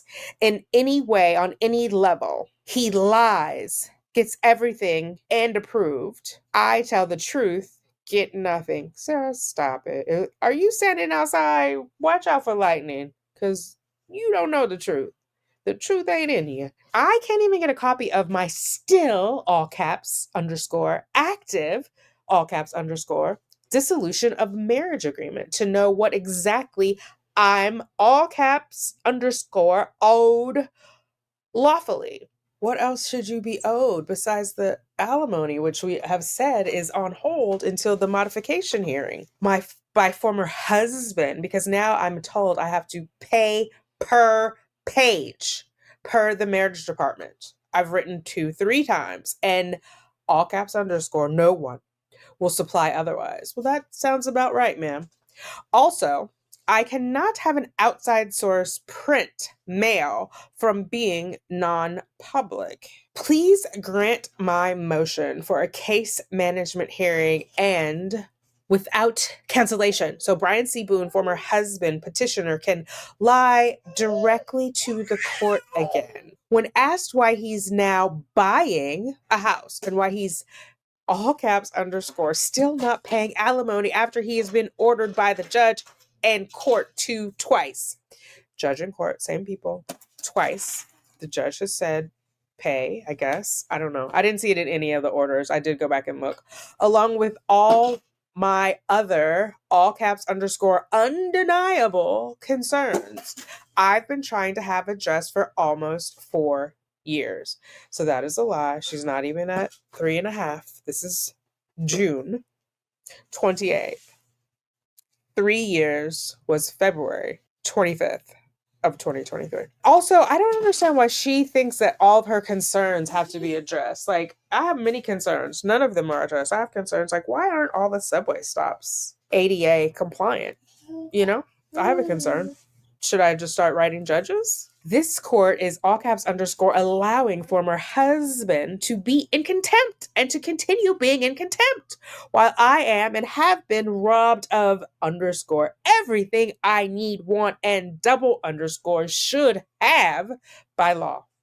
Hopefully, also, this motion for case management, if granted, will be recorded correctly in the minutes or whatever new order may be granted to former husband, unlike the motion for temporary relocation with its numerous clerical errors and document defining mistakes. Apparently, Judge Jean, you don't read those either, and underscore should. So I don't think he's supposed to correct motions. Now, if she has an issue with the order, then that's on the judge. But the motion was written by the attorney. And why the F would you say that to somebody who you're asking a favor for? Apparently, you don't read. What? She's just balls of a burglar. Still waiting to see what justice is. Peons count 2. So I guess she's calling herself a peon. I have all caps double underscore rights. I have rights. Then she goes on to motion for case management hearing. Comes now. Sarah Boone, respondent, submits her request to the court for a motion to set case management hearing to be scheduled at the court's earliest opportunity for further explanation, clarification, and resolution of the undeniable concerns still pending. Okay, random thought just popped in my head. I wonder, because now that we know, based on what Dr. Warner said in her deposition, that Sarah had like clerical receptionist type jobs. Maybe she was copying stuff at work, and that's why she doesn't think about like copies cost money. Like the copies aren't free. Paper's not free. Ink's not free. Electricity's not free. But she doesn't want to pay for it. Somebody else should pay for it so she can have it. That doesn't make sense to me. For further explanation, clarification, and resolution of the undeniable concerns, undeniable all caps underscore still pending. 1, remove all caps underscore non-public status online to view/print my documents. If unable, please explain why. The non-public status makes it all caps underscore impossible to utilize any contents I need from the website since no one will provide for me and cannot obtain anywhere else. Have former husband Brian C. Boone explain reasons for lying to the court regarding buying a house when stated under oath he would be renting and was part of the granting of his temporary petition to relocate. So we just read the order for approving the temporary. Nowhere in there did it say because he's renting, that he's not buying, that's why this is being approved. There's no even criteria because, right, the criteria was listed in the italics above where the court put his response. I just don't. What? And if you're going to say, so one, there's no legal basis for that, right? There's no criteria for that. Then two, why are you calling him a liar? This is the father of your child. Why not say he misled, soften it a little bit. Like, she's trying to use the most inflammatory words because she's upset and she's trying to incite anger in the judge. Little does she know that's not how judges get down. So what if he buys a home? You should be focused on your case. Please supply a rightful copy of my still active, all caps _ dissolution of marriage. It may be a rightful copy, but you don't have a right to get it for free. Have former husband Brian C. Boone explain reasons for lying to the court about paying alimony _ to Sarah K. Boone and not all caps abiding by the all caps _ still active dissolution of marriage or direct orders by Judge Dean. And again, I don't see an order where he was told to resume and the other attorney, Brian's attorney, has come back and said He can't be held in contempt. which is kind of like he can't be forced to do it, right? They can't hold him. You have to hear he's already said, look, I'm having this situation. I'm guessing she's saying it's still active as in it's still enforceable, the alimony part, because it's settled. In fact, he's trying to get that modified. Anyway, or direct orders by Judge Dean, he delegates what I can / cannot purchase with my owed alimony funds. Also tells me to stop relying on him and being annoying, begging all the time. Then pay my monthly owed lawful alimony so I can get another account to be deposited in after letting my 30-year bank account close due to non-payment of alimony so I can stop calling every week or every other day. Not every week or every other day for commissary funds. You guys are not in a relationship. She should call to talk to her son, and that's all, right? And not involve your son, not make him a messenger for your hot meal, which I have had to do ongoing for years, to be added to my jail account and not have to talk to former husband. You don't have to talk to him now unless regarding my son. He makes me have to call and be annoying for all caps _ everything for nothing. So just to ask for everything and she gets nothing, I think is what she's saying. Just pay like you were supposed to. Like you're supposed to be, and make everyone's life easier and less stressful. I do not want to be in regular, unnecessary, all caps _ contact with him unless necessary.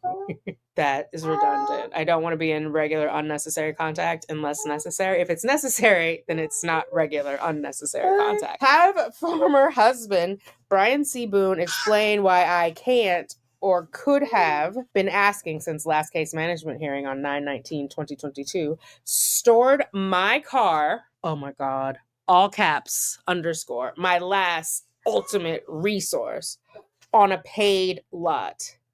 Wait, what? What does that have to do with Brian? Why would he care? I'm looking at this again.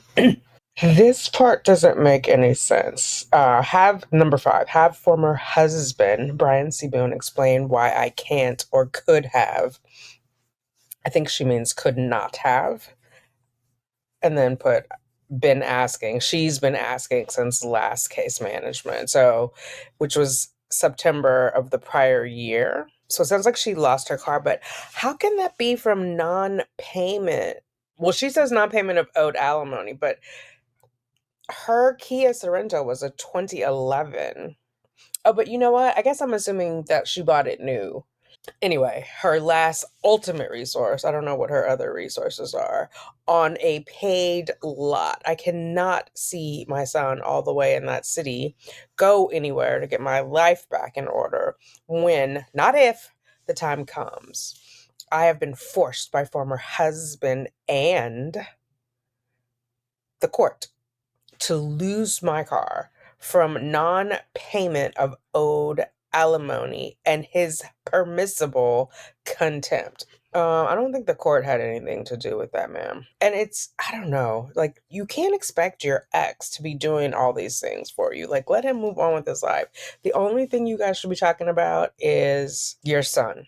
And I'm talking just in general. You shouldn't be given any orders. Just be curious and listen. Number 6, explain how former husband Brian C. Boone can purchase numerous frivolous items such as a bidet plus or minus $1,200, virtual reality video games, controls, headgear plus or minus $1K, alcoholic beverages, in parentheses, rum. So wouldn't that be an alcoholic beverage? Because, well, maybe she's counting all the bottles of rum. I don't know. 2 to 3 times a week. How does she know that? Unless she is bothering her son, how could she possibly know that? Packs, plural, of cigarettes every day. So he's buying at least 2 packs every day, ma'am? Eat out, order in food every day. But he, all caps underscore, but he cannot or will not provide my alimony payments so I can purchase what I need, double underscore. It was a question mark. Not provided by, will not provide my alimony payments so I can purchase what I need. I never, and never is double underscored, all caps, have what I need and still do not. And how is that Brian's problem? You know, it's interesting too when she's saying that she needs this car to get everywhere because, honey, you had the car before and you didn't have a job. And I don't know, when you say get your life back in order, when was it in order? I don't think the Kia Sorento can get you there. You need that DeLorean.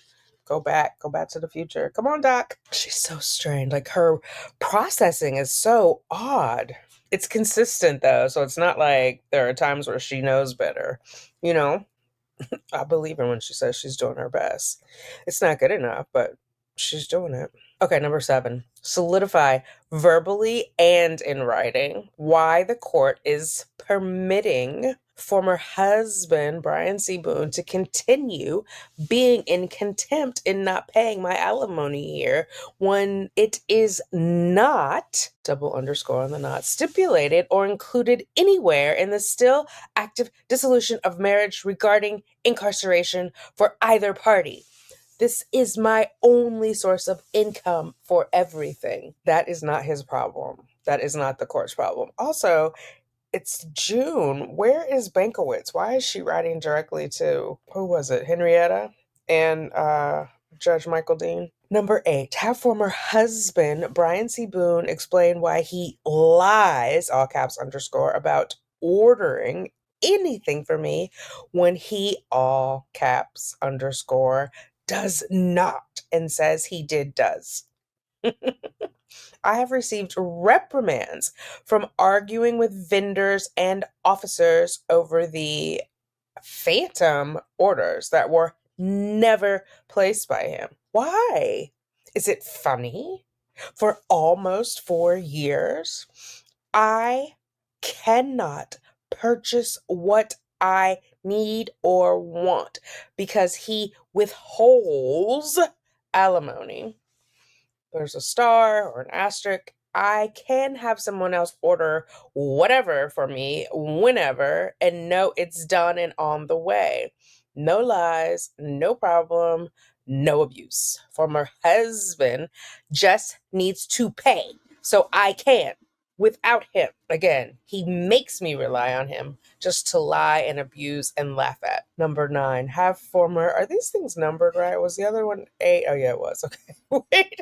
Have former husband Brian C. Boone explain why he lies, all caps underscore, about him sending anything from my son. Why would he be sending things from your son?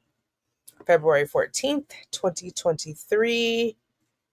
Valentine's Day card. Former husband collaborated with my 12-year-old son to lie to me after making me a card. Both said they went to craft store and bought supplies. My gift to son had son sit down Sunday afternoon and then mailed the completed card the next day. I was told my son wrote me a letter and drew something nice for me. I was really going to like it.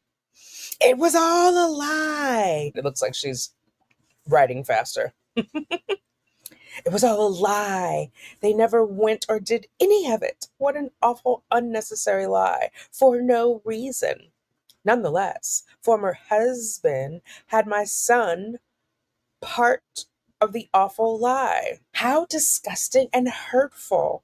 No card ever. May 14th, 2023. Mother's Day card. Former husband has told me 3 times now my son has mailed my created card.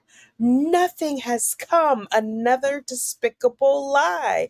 Why? So hurtful. And son included. Now, how is the son included? Because she said the husband, the ex, told her 3 times. It doesn't say anything about it. The son may not even know if this was even ever said. Present date. Pictures. Lies every time. He has sent them over and over and over and over with nothing received. The pictures are ordered from a professional website. Other inmates receive pictures regularly, weekly. I even had the solution, see that handwriting, to have him send anything, everything in my friend's name. Nothing, ever. And keeps lying. So she probably suggested that because he kept saying he didn't want to use his card in the jail. So then she was going to have him send it to the friend. He don't want to send it, girl. Stop asking him. This is abuse, mental and emotional torture. I don't know why it's torture. I don't know why it's emotional. Is it abuse? I mean, is lying abusive? Because if so, honey, you are the queen abuser. Oh, the dogs died. Oh my God, I didn't see that before. I have pictures too of my now deceased dogs. I need for a visit explaining the importance to former husband, waiting ongoing now for 2 months with nothing. And I need these exclamation point. See, so she's engaging the judge as the manager, like, tell him to do this, tell him to do that. But I mean, I guess he could get contempt, but he doesn't have to send you pictures. Like, why him? Of all the people on the planet, why does he have to send you anything? But pictures, there's no court order about the pictures. You see how she kind of rants on? It's all like about what she needs, what she wants. There's no legal basis for that. She doesn't even say what she needs it for. I'm sorry that the dogs died, though. Did they both die together? Did they go to the pound? I'm really interested in, what was it, Tess? And what was the other one? I think Tess is the deaf one, was the deaf one. Oh, I'm bummed about that. But they're probably in a better place. They probably miss George. They want to hang out with him. I've already been unprepared for one attempted meeting, which was rescheduled from not having the pictures and still waiting to receive in time for the next. This is all going to be caps and underscore. Need is double underscore. These pictures. This is important. Important is double underscore. I need these pictures. This is important. Do you think like the double underscore is she's like stamping her foot? Why is it some are double and some are single? There's some sort of emphasis. It just sounds like a lunatic is writing this. Like, can you imagine like if you are, what was her name? Henrietta reading this? Like you would, I don't know. I would call the jail and tell them they need to get her into a padded room. And what example is former husband Brian C. Boone setting for my son by all his lies all the time? Well, it can't be any worse than the example you were setting for your son. That it's okay to treat women this way. Nonetheless, his mother, my son is constantly conflicted with how he is supposed to treat me and act towards me because of what has been said to him about me and my family, and is afraid dad. Now, why is it quotations for dad, Sarah? Do we need to get a paternity test? Is Maury, let me call him, is afraid dad will be mad because he's not being mean enough to me. Can you guys, that doesn't even make sense. Like Brian would sit there and be like, be mean to her. Be mean. I'm going to be mad at you if you're not meaner. My son continuously puts me on mute, all caps. Also, that I don't hear. Does she mean also that I don't hear? Like ALL? Oh my God.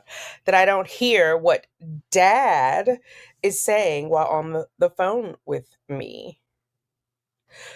I think so I don't hear what dad is saying to him while he's on the phone with me. There, she could have used some extra words. My son is a different person, not double underscore around him. Number 10. Have former husband Brian C. Boone explain to the court why/how he believes it is right, oh my God, and appropriate to call me a murderer. Why would the judge need to say anything like that? Oh my God. To ask why he believes it. I mean, you are, well, now you are a convicted murderer, and keep slandering me, speaking ill of to my son, laughing at and mocking. You know what? We all should laugh at ourselves every now and again. We really should. So join in the laughter so he can laugh with you and not at you, Sarah. Have former husband Brian C. Boone explain why he never communicates anything to me, especially regarding my son, which will avoid any additional confusion and hurt. It's not your hurt, your butt hurt. It's not Brian's job to make you not be butt hurt. I don't know what you're confused about. Everything has been given to you in writing. Although I'm wondering if you got the letter from the judge. Was it the judge? It was Brian's attorney, that they need to have the hearing on the modification before he is required to keep paying you, or before he can be held accountable, penalized for not paying you. The fact that she wants him to send her $1,000 and he doesn't have a job and he has her son, to me, is like utterly ridiculous. Because he got a bidet, he shouldn't have a bidet. So you, who committed a crime, can have snacks? Girl, let them get them the little booty squeaky clean. I mean, even if he was a millionaire, which we know he's not, he's unemployed. And she's like, where's my money? Where's my money? We're calling every other day. Like, he's not stressed out already about looking for a job, packing up house, getting up. You know what I mean? He's got a lot going on. Plus, his son is not doing great. He's worried about his son being bullied and everything. I mean, there's a lot already going on outside of your drama, Sarah Boone. And why he feels it appropriate to decide don't matter underscore in my son's life. Nothing I say or do is important, and only former husband's reasons are the best. When did he say that? Is it in a call? Because all your calls are recorded. Like, when did he say you don't matter? Then she goes on to say, I am not double underscore convicted and still have all double underscore my rights intact. Double underscore 12. Have former husband Brian C. Boone explain. Girl, can you imagine? Have you guys ever gone into a court and the judge is like, okay, sit down. Now I'm going to ask you this. Just explain. And then what is he going to do with the answer? The answer is solely for Sarah, because if he calls you a murderer, that has nothing to do with your family law case, unless he's saying it in front of your son, which you don't know because you're not on. Well, I guess you have video visits. You're not on FaceTime on the phone. I don't know. Just like, girl, worry about something else. I don't know. Do something related to your case. Have former husband. I wonder if this is the time, when she was ratcheting up on Banquet. She wanted things to move faster. I don't know if she thought she was going to be acquitted if it went faster, but I feel like she was like trying to get a trial date on there, at least to be like, judge, don't let them leave until after the trial starts, or something, if she really thought it was going to be in 2023. But we know it will be 3 attorneys later before she got to trial. He thinks and assumes he knows all there is regarding being incarcerated, more than me. Is that a flex? I don't think it's a flex you think it is, Sarah, that you probably know more than him, but he's assuming he knows more than you and you're insulted because you've been in jail so long. He thinks and assumes, oh God, wait, I just realized this. You see this? She's underlining ASS. You remember what? I don't know what grade it was. Don't assume. It makes an ass out of you and me. And so is that the first time she did it? Yeah, she did that on purpose. Assumes he knows, and then he thinks and assumes, she underlines it again, ass out of you and me. Except she's doing it with the S. I always heard it, you'll make an ass out of you and me, not an ass out of you and me's. But anyway, it's Sarah. He knows all there is regarding being incarcerated more than me. He thinks and assumes he knows how it all works. The letters I write, how much commissary costs, and the constant price raises. Raised prices or price increases, Sarah? The regularity and cost of my medical expenses that I am charged every day to be here in OCCD. One of you guys put that in the notes. I thought that was so interesting that they charge the inmates to be there. Rules, regulations, etc. He knows nothing about anything, all caps underscore. I tell him I have printed documents showing all costs incurred since being incarcerated so he understands, and in which I have prepared as my evidence, all caps, also have recorded phone calls. So did you record the phone calls or you have access to them? For my contempt hearing, which has been postponed, allowing former husband to, all caps, continue contempt and stop being so simple-minded regarding my case. Wait, what? Which has been postponed. Is she telling the judge to stop being simple-minded, or is she saying, oh my God, have him explain is the first sentence, so maybe this is about, no, he can't explain to stop being so simple-minded. I don't know.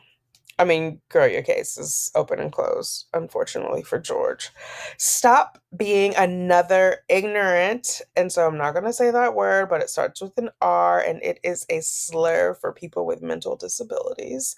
Follower of all the other ignorant R words, slanderous, or just inappropriate, rude, inappropriate. Followers. Oh, do you guys see that? I'm going to make it a little bit larger. Oh, shh. Stop. This shush is all caps. I feel like it was in that recording. It was all caps, right? Shh.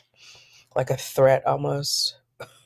Which is like, shush is something you tell a baby on their way to sleep. And only Sarah, could turn it into a threat. Undeniable orders by Judge Michael Dean to Brian C. Boone, former husband petitioner, have not been upheld or abided by and are in violation as ordered. So it's not undeniable, though, Sarah, because he requested a modification hearing. They continue to multiply in severity and duration of time and destruction, being unlawful, extremely inappropriate, and altogether wrong. Former husband is in contempt, stealing and lying to the court judge, myself. Respondent. Oh, so court and judge are the same, lying to Your Honor and myself, respondent. Wherefore, Sarah K. Boone, respondent, respectfully requests that this honorable court, now see, there she gets it. Honorable is the judge and the judge is the court. I don't know.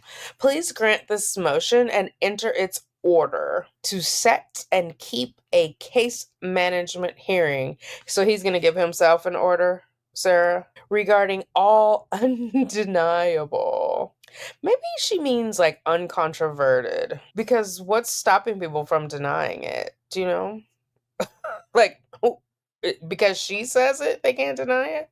Okay. Regarding all undeniable aforementioned legitimate overdue concerns, an owed explanation. Honey, he doesn't owe you anything. The sooner you get that down, the better off we'll all be. Owed explanations regarding and from former husband and petitioner Brian C. Boone. So owed explanations regarding and from former. If he owes you explanations regarding him and from, girl, what? He doesn't owe you anything. Let's full stop. Sarah K. Boone, respondent, has attempted private resolution, cooperation, and discussion with petitioner numerous times over the past almost 4 years. Not even 3.5 right now. While incarcerated, being unsuccessful in every aspect due to the fact, foremost, former husband, Brian C. Boone, has the understanding from the court his behavior, degrading / inappropriate comments, and ongoing lies are approved and able to continue. He has that understanding. Did he tell you that? Did he say the judge is not going to hold me accountable? She's infers a lot. Let me say that. Clarification, remedy, and solidification are requested. Are we making jello? Solidification of what? Are requested for all undeniable concerns for all parties included in this case to avoid further confusion, difficulty, all caps, double underscore, lies, and abuse going forward, especially for respondent Sarah K. Boone from petitioner. You guys are the only two parties. It's literally him versus you. What are you talking about? Who's confused? You make it difficult. I don't know. This is like, it's telling you someone you're going to do something and you don't do it. If that's abuse, I'm sure you've abused your son, because I feel like you have probably promised him some things that you still owe him. Did I ever tell you guys when I was 8 years old for my 8th birthday, my auntie was going to take me to IHOP because I was a fool for the chocolate chip pancakes, and I had a coupon and everything, and she said she was going to do it, and then she didn't come, and she was like, oh, I'll do it later, and she kept saying that, and then I think my mom felt bad, and she was like, let me see the coupon, babe. And I showed her to her. She was like, the coupon is expired, so it doesn't matter because you're not going to be able to get that special, so maybe don't bother her, And I was so confused about how the coupon wouldn't come back in. I mean, like I said, I was 8. I just thought like the years returned, just like the months did. You have January, you have February, every 12, 13 months. I just thought like the years were that way. Anyway, is that abuse? Because I'm sure Sarah's done something similar where she said she was going to do something with her son and then it never came to be.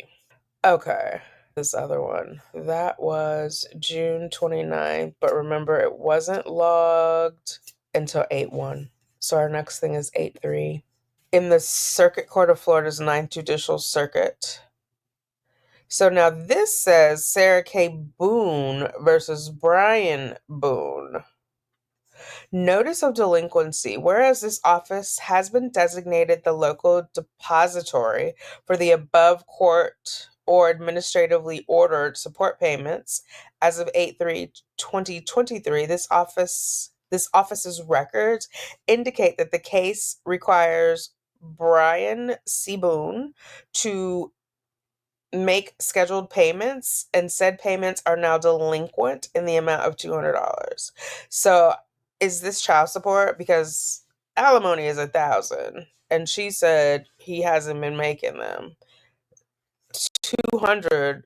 What? You are notified that pursuant to Florida Statute 6114, payments which are 30 days delinquent will result in a final judgment being entered against you and recorded in the official records. And then he's going to have fees plus costs of $32.55 will result in a judgment.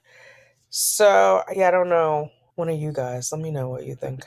And then we have it again. Sarah v. Brian. This is the 24th of August, and it's still $200. All past due support. So I think this is for child support, which he shouldn't even, they haven't officially put it on the record yet, but like as a reasonable what am I saying? She's not reasonable. As a mom, like, don't you care at all about your kids? That $100 will be doing a lot more for your son than for you. I don't know. My mom used to tell me there's two kind of women. The ones that will make sure that their kids eat, and the others will make sure that their man eats and their kids got to fend for themselves. This one, she's going to make sure she eats. Everybody else be damned. Okay, here we go. 10/6. So this is almost a month later because this is dated September 5th. Did I get my papers out of order? Good Lord. No, okay. September 5th. Judge Michael Dean, regarding Sarah Boone / Brian Boone. She's got them reversed again. Motion to read letter from respondent and schedule case management hearing. All caps. Judge Michael Dean. In all my attempts, 16 plus, to protect myself and help from the still ongoing hate, lies, slander, degradation, cruelty, and active abuse from former husband. What cruelty? What hate? What degradation?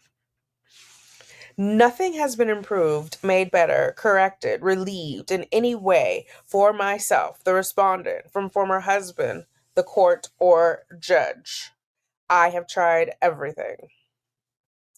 I have made innumerable requests and sent many letters asking for aid from all, with no success or assistance.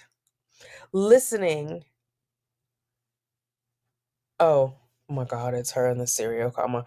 With no success or assistance, listening, or care by anyone other than myself, trying to relieve or altogether stop his inappropriateness, bitterness, anger, and wrongdoing. Sarah says, you sound bitter. You sound angry. You doing wrong because you should not be sending this letter to the judge. I don't know what he's done that's inappropriate. Oh, calling you a murderer. I don't know if the judge can make him stop saying that. You did admit to murdering him. Please see list below of my letters sent to you and court per the Records Management Division of the Clerk of Courts. When for the third time tried getting a copy of my active, all caps, dissolution of marriage agreement, all caps, I cannot have because they are wanting payment in order to receive. And I am in jail. I also have no bank account after the one, oh my God, I had was closed after having for 30 years due to non-payment of alimony from former husband and stated in prior letters. So I went back and looked. The 2021 letters are only from the court to her about the address mix-up. And then for 2023, this 420 letter, although I did say my childhood best friends earlier, I didn't count it, but now that I'm saying it, I did say that was Ishlatia's birthday, so whatever. For sure, these on the 21st were just inquiries, or not inquiries, I guess announcements from the court to Sarah, like, hey, if you want your money, we need a good address for you.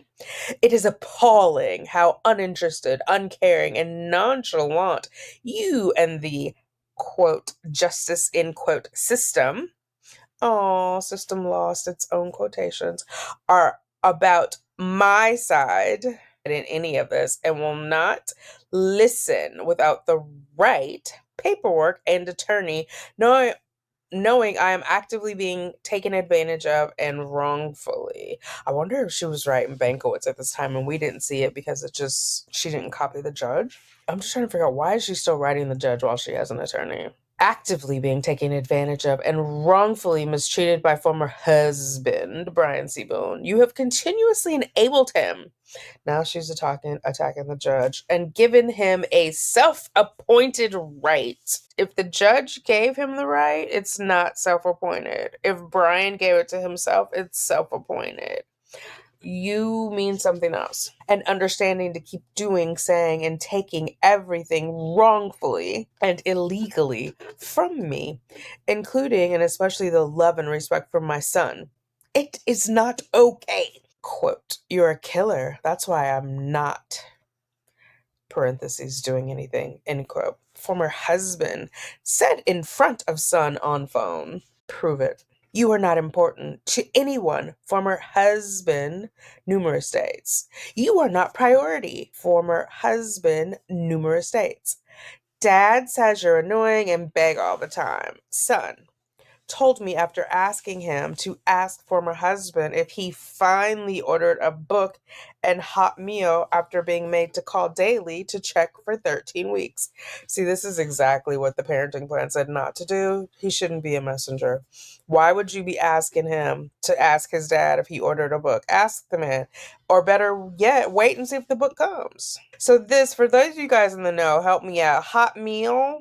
So I know you guys said that's like a treat that they get, but then where is it kept? Like, do they go to the kitchen or the whatever cafeteria and give them extra money for this hot meal and then it gets heated up? Is it in a vending machine? Like, help me out because I'm having a hard time visualizing that. I also wonder if they eat on their bunks or is there like a proper place for everybody to go and sit? You know, like when she says, or when the note says she refused her breakfast tray, is so they came and offered it to her at her bunk and then she sent it away. I'm curious about that. Okay, I lie to you because I can. Dad does it all the time. Son, you make no difference in our lives. Former husband, numerous dates, 9/4/23 recent. So does she think the court is going to get those phone calls pulled? Because they're not. That's okay with you and acceptable, Judge Dean? Is that why you are giving him permission for and to keep doing and in front of my son?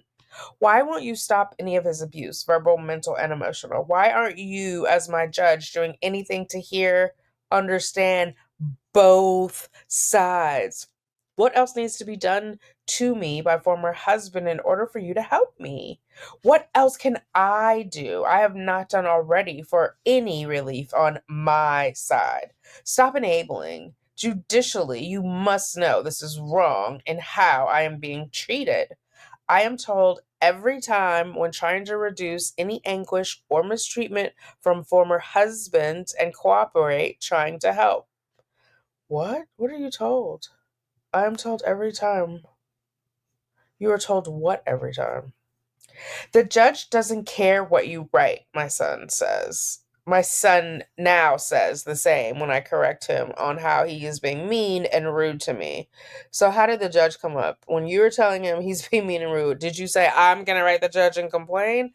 Like, what? Why is your son even aware that there's a judge in your life on the regular? He's never going to do anything for you until your trial is over. And even then, it will still all be in my favor. So that's weird. He's going to do anything. So it sounds like she's talking to someone else and not just the judge. So he's not going to do anything till the trial is over. And even then, it will still all be in my favor. My other document is ready to go so I can take the rest. I have an attorney. You deserve nothing. You mean nothing.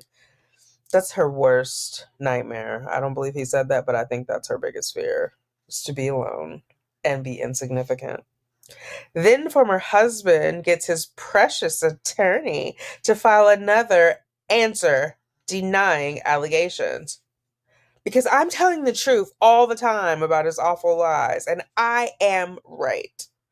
One of my mentors said, don't be right, be effective. Sarah only wants to be right.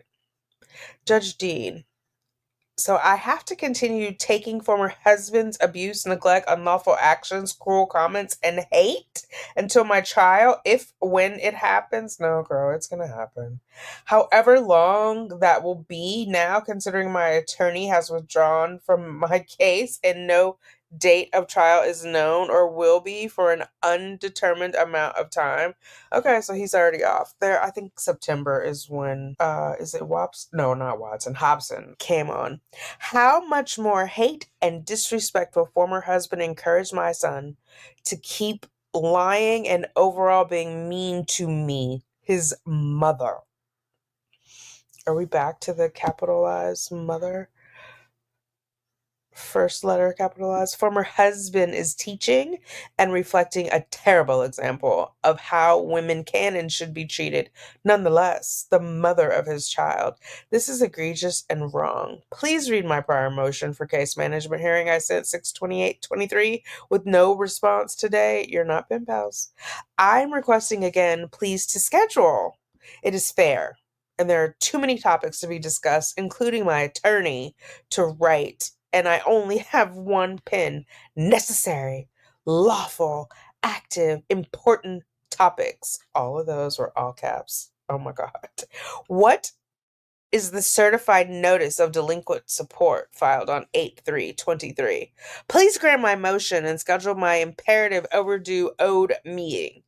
Everyone needs and must have the same understanding now and future. It is fair. What else can I do? What's left except for begging, which former husband says I do all the time.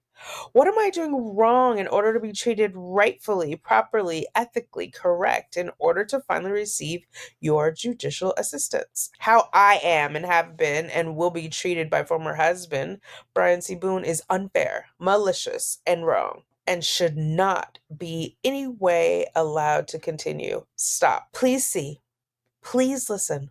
Please help.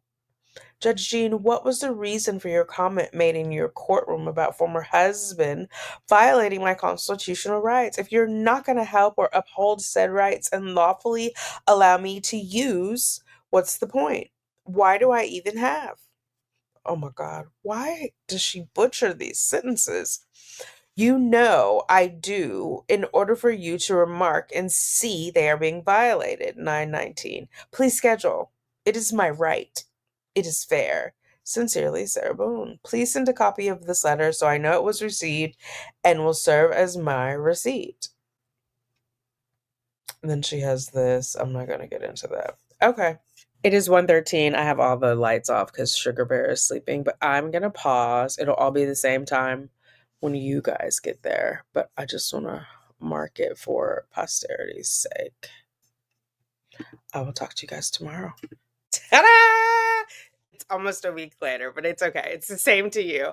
I realize I skipped over Bankowitz withdrawal, so we're going to start there. But let's get into when Bankowitz withdrew from Sarah's case. Now, Bankowitz, you will remember, he also represented little Miss Sarah for her criminal case. She did such things as call him a buffoon, some other disparaging things, said he didn't meet with clients, called up, all of the nice things that little Miss Sarah is known for.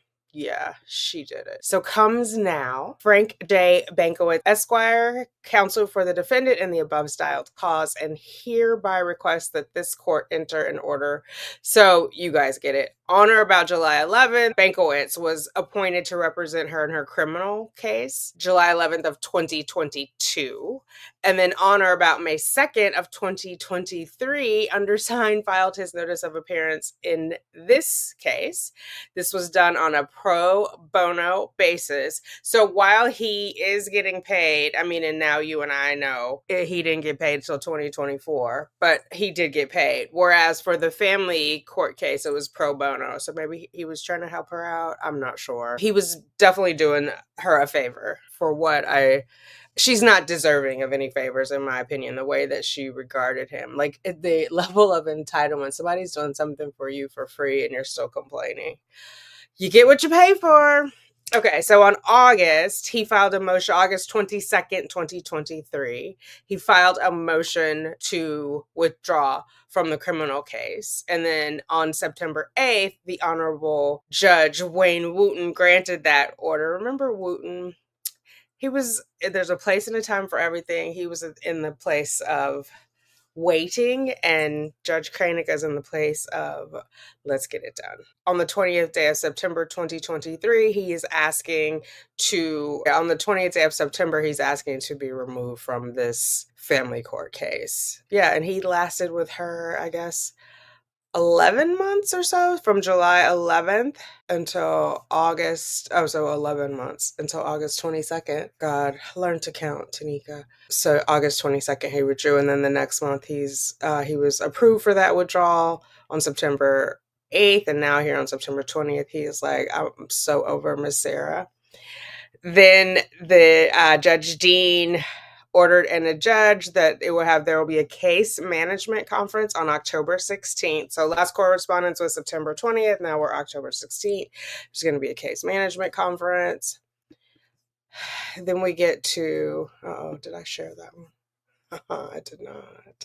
Okay, here we go. So on October 10th, we get an order setting the hearing. Judge Michael Dean has set a case management conference for October 16th, 2023 at 10 a.m. At that point, Brian sends in a letter. He wants to be able to attend via telephonically or via video, like a Zoom type of situation. And then they have on October 16th at 10:03, the court opened in no location. I don't know what that means. Maybe they're all attended via Zoom. Court opened in no location. Okay. You have Frank Bankowitz came, Brian, Sarah, and Joshua Martell. There was no court reporter, court deputy from the Orange County Sheriff's Office. Oh, but it does say hearing held in person. I don't know, child. Why is that in no location? Court ruling. The court will take no action on the case management conference. Motion to withdraw is granted. Mr. Bankowitz will prepare the order. Court recessed at 10:21, so it was less than 20 minutes that they had this meeting, and that was all there was. So I was a little confused, so I had to read it twice, but because it sounded like there was no case management conference whatsoever because Bankowitz was withdrawing, but it seems like they got some stuff agreed.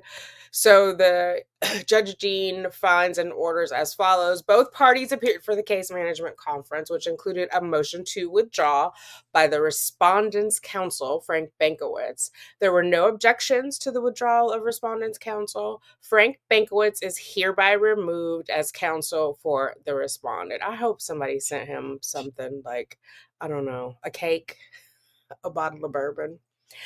Counsel shall provide a more formal proposed order for this removal to be signed by the court within 10 days. So that's Bankowitz. He's got to send something in.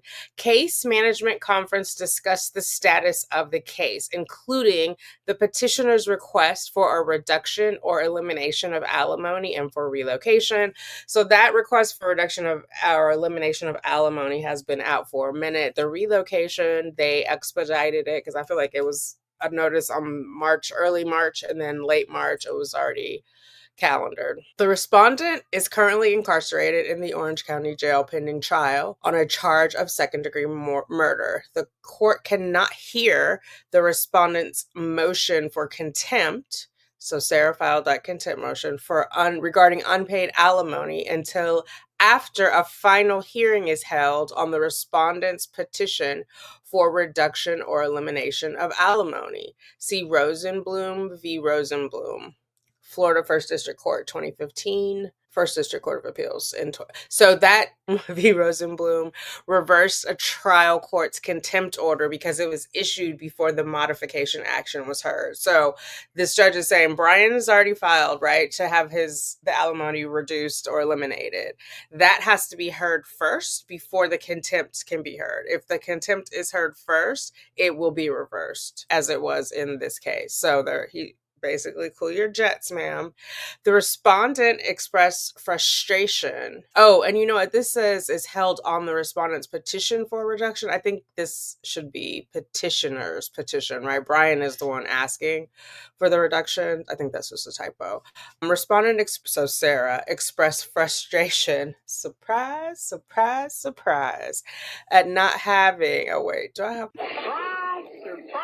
Surprise. Yes, surprise, surprise. Little Miss Boone was frustrated at not having matters heard and not being adequately informed about her case. I don't know by whom. Maybe she's complaining because Bankowitz didn't serve her on that motion. I'm going to go back now. Oh no, it did go to the defendant at the Orange County Jail. So I don't know what she's surprised about this time, but she's at not having matters heard. Well, I know before in the criminal case, whenever a attorney withdrew, Bankowitz, as a matter of fact, remember they had the JAC there because they were asking for money for a psychiatric expert because it was high profile, nobody wanted to do it, and the money was low.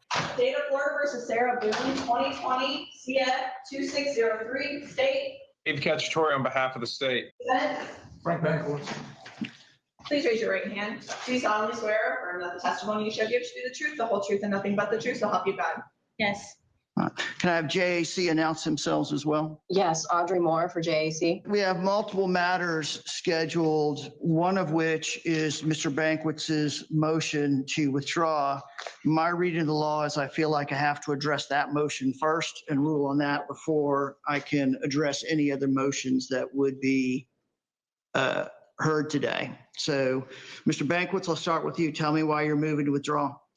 Judge, the letters that have been coming to your honor, the derogatory berating of my services in this case, I can't effectively represent her. She doesn't trust me. She calls me a a dud, I think, a buffoon, on and on and on and on. And no one should have to endure that type of derogatory comments and expect to effectively represent someone, especially in a murder case. Ms. Boone, I read your letter dated August 26, 2023, and your letter dated August 30th, 2023. And just so we're clear, I read all of the letters that you send to the court. Whether I respond or not is based on what's in the letter and whether I'm asked to actually do something that's within my purview as a judge or not. If I understand correctly, you have now decided that you think it would be best, in fact, if Mr. Bankwitz was allowed to withdraw. Is that correct? Yes. All right. And you understand by him withdrawing, I'll have to appoint another attorney. Do you understand that? I do. And that attorney's not standing here, so we're not going to be able to address, and I'll give the state a chance to talk to me as well. But assuming I grant this, we won't be able to address the other issues that were docketed for today, which means I'm going to have to reset your case for a later date. Do you understand that? I'm not sure what items it is you're speaking of. I haven't received a copy yet of the letter. So we also were having a hearing today in regards to authorization for payment for an expert that your attorney believes he needs to defend you, and an issue about the compensation of that expert, which is why JAC is participating today. I don't know if your next lawyer is going to think that that expert's the right person to use, or whether they're going to go a different route after consulting with you. And even if they did, they're not standing here. And once Mr. Bankwitz is out, he's out. He can't argue the motion. So do you understand that? I fully understand. All right, all right. So I'm going to grant Mr. Bankwitz's motion to withdraw. I'm going to appoint my list, Attorney Winston Hobson to represent Ms. Boone. In regards to the other matters scheduled today, I'm going to take no action on them at this time until Mr. Hobson can, well, in regards to the motion involving JAC, I'm simply going to take no action on that motion at this point in time until Mr. Hobson has a chance to review it and determine whether he wants to proceed with that motion. I will address the pretrial because today was also supposed to be pretrial. And they couldn't hear it that day. JAC was there on the screen because they had to hear the motion for withdrawal that was submitted by Bankwitz. Once it was accepted, it became moot because what if her new attorney didn't want to use this expert? Do you know what I mean? But Sarah tried to pretend like she didn't know that was going to cause a delay. So maybe in this matter as well, which would have happened after that, right? Because first Bankwitz was granted withdrawal from the criminal case. I don't know. She's always like pushing things right to the edge. And it's like, I'm going to try this. Unfortunately, her behavior oftentimes will get her what she wants. And so she's encouraged to continue that behavior. And I think it's happened her entire life until this case. And so I think that also is a bigger sense of frustration for her that she wasn't able to talk herself out of it, you know, like after she's been doing it at that point for 42 years. The court explained that the family case is on hold pending the outcome of the respondent's criminal case. And see, because it says the court explained, I feel like it was explained previously. Nonetheless, as Ms. Boone would say, it's here now. The court finds that permanent decisions regarding relocation and alimony should be postponed until the adjudication of the respondent's criminal case so that circumstances are clearer. So we're going to get rid of the crystal ball that Ms. Boone is accusing everybody, and we'll just wait then. Stop rushing. We will wait. Which is bad for Sarah because, you know, she's wanting that alimony for her Zuzus and Wham Whams. And so she has to wait until that other, she really won't need it. I mean, technically she would need it, right? If she had some act right in her, she would need it because it would help her get established. But she's thinking like she needs it now for her list that she's given us, a deodorant that works. And like, and also, do you guys think they're selling deodorant that doesn't work? Or is it the jail doesn't give me like organic vibes of like they have, I don't know, Tom's in there and she's giving it a little diss by saying it doesn't work. The fact that she wants this money and this man is taking care of her child, it just shows where her head and heart are. She would rather have deodorant than for her son to have all of his activities. Even in the thing when she was like, he bought a bidet. Okay, ma'am. And it just reminds me of like for my oldest daughter, I remember I got a new car and I drove it to her paternal grandmother's house. And she was like, well, you don't need child support if you can afford a new car. That's not how that works, ma'am. The child needs support. She can't eat the tires on the car. Anyway, so that circumstances are clear, the respondent was informed that she may opt for a final hearing on the petitioner's petition for alimony reduction and her own contempt motion, but that the court would have to consider her current status of incarceration when making determination. So I feel like there's probably a little bit of back and forth, a little bit of Sarah of like, well, I don't understand. So they told her, yes, you can file for the hearing if that's what you want to do for the final hearing. But as part of it, the alimony reduction elimination has to be heard before we can hear your contempt. So if you're saying you want to have that happen, we can make both of them happen. But keep in mind, the fact that you're in jail is going to be considered. So either you can wait until your case is settled, or you can file it now knowing I'm factoring in your incarceration because you're presently incarcerated, right? Basically, if she forced it, then she was going to get no money, and I shouldn't say, and she was going to, the relocation, because they're not talking about it here, but she was going to get no money because you see that was October 2023 and nothing has been filed or pushed.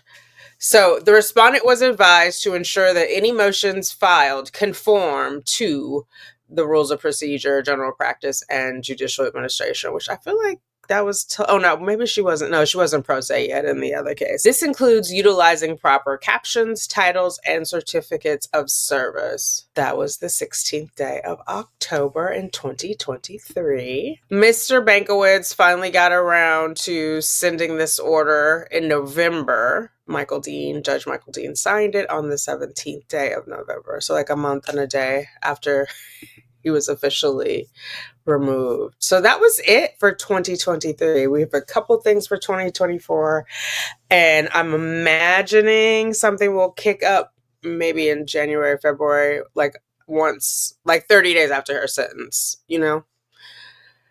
and they'll do it on the current state, not on the wish list of an appeal that I'm sure she'll be filing. Okay, so March 5th. 2024, this is filed in the Circuit Court of the Ninth Judicial, and it was copied by the clerk's office, sort of askew. I didn't do that. This is from Sarah, pro se respondent.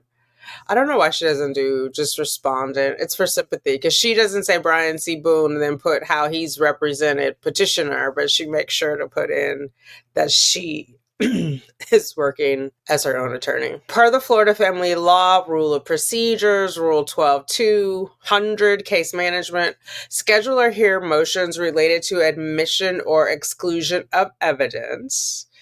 So this is in regard, her open items are the money, the alimony, and the relocation. 12-200 Case Management, this is another section. Consider any agreements, objections, or form of production of electronically stored information.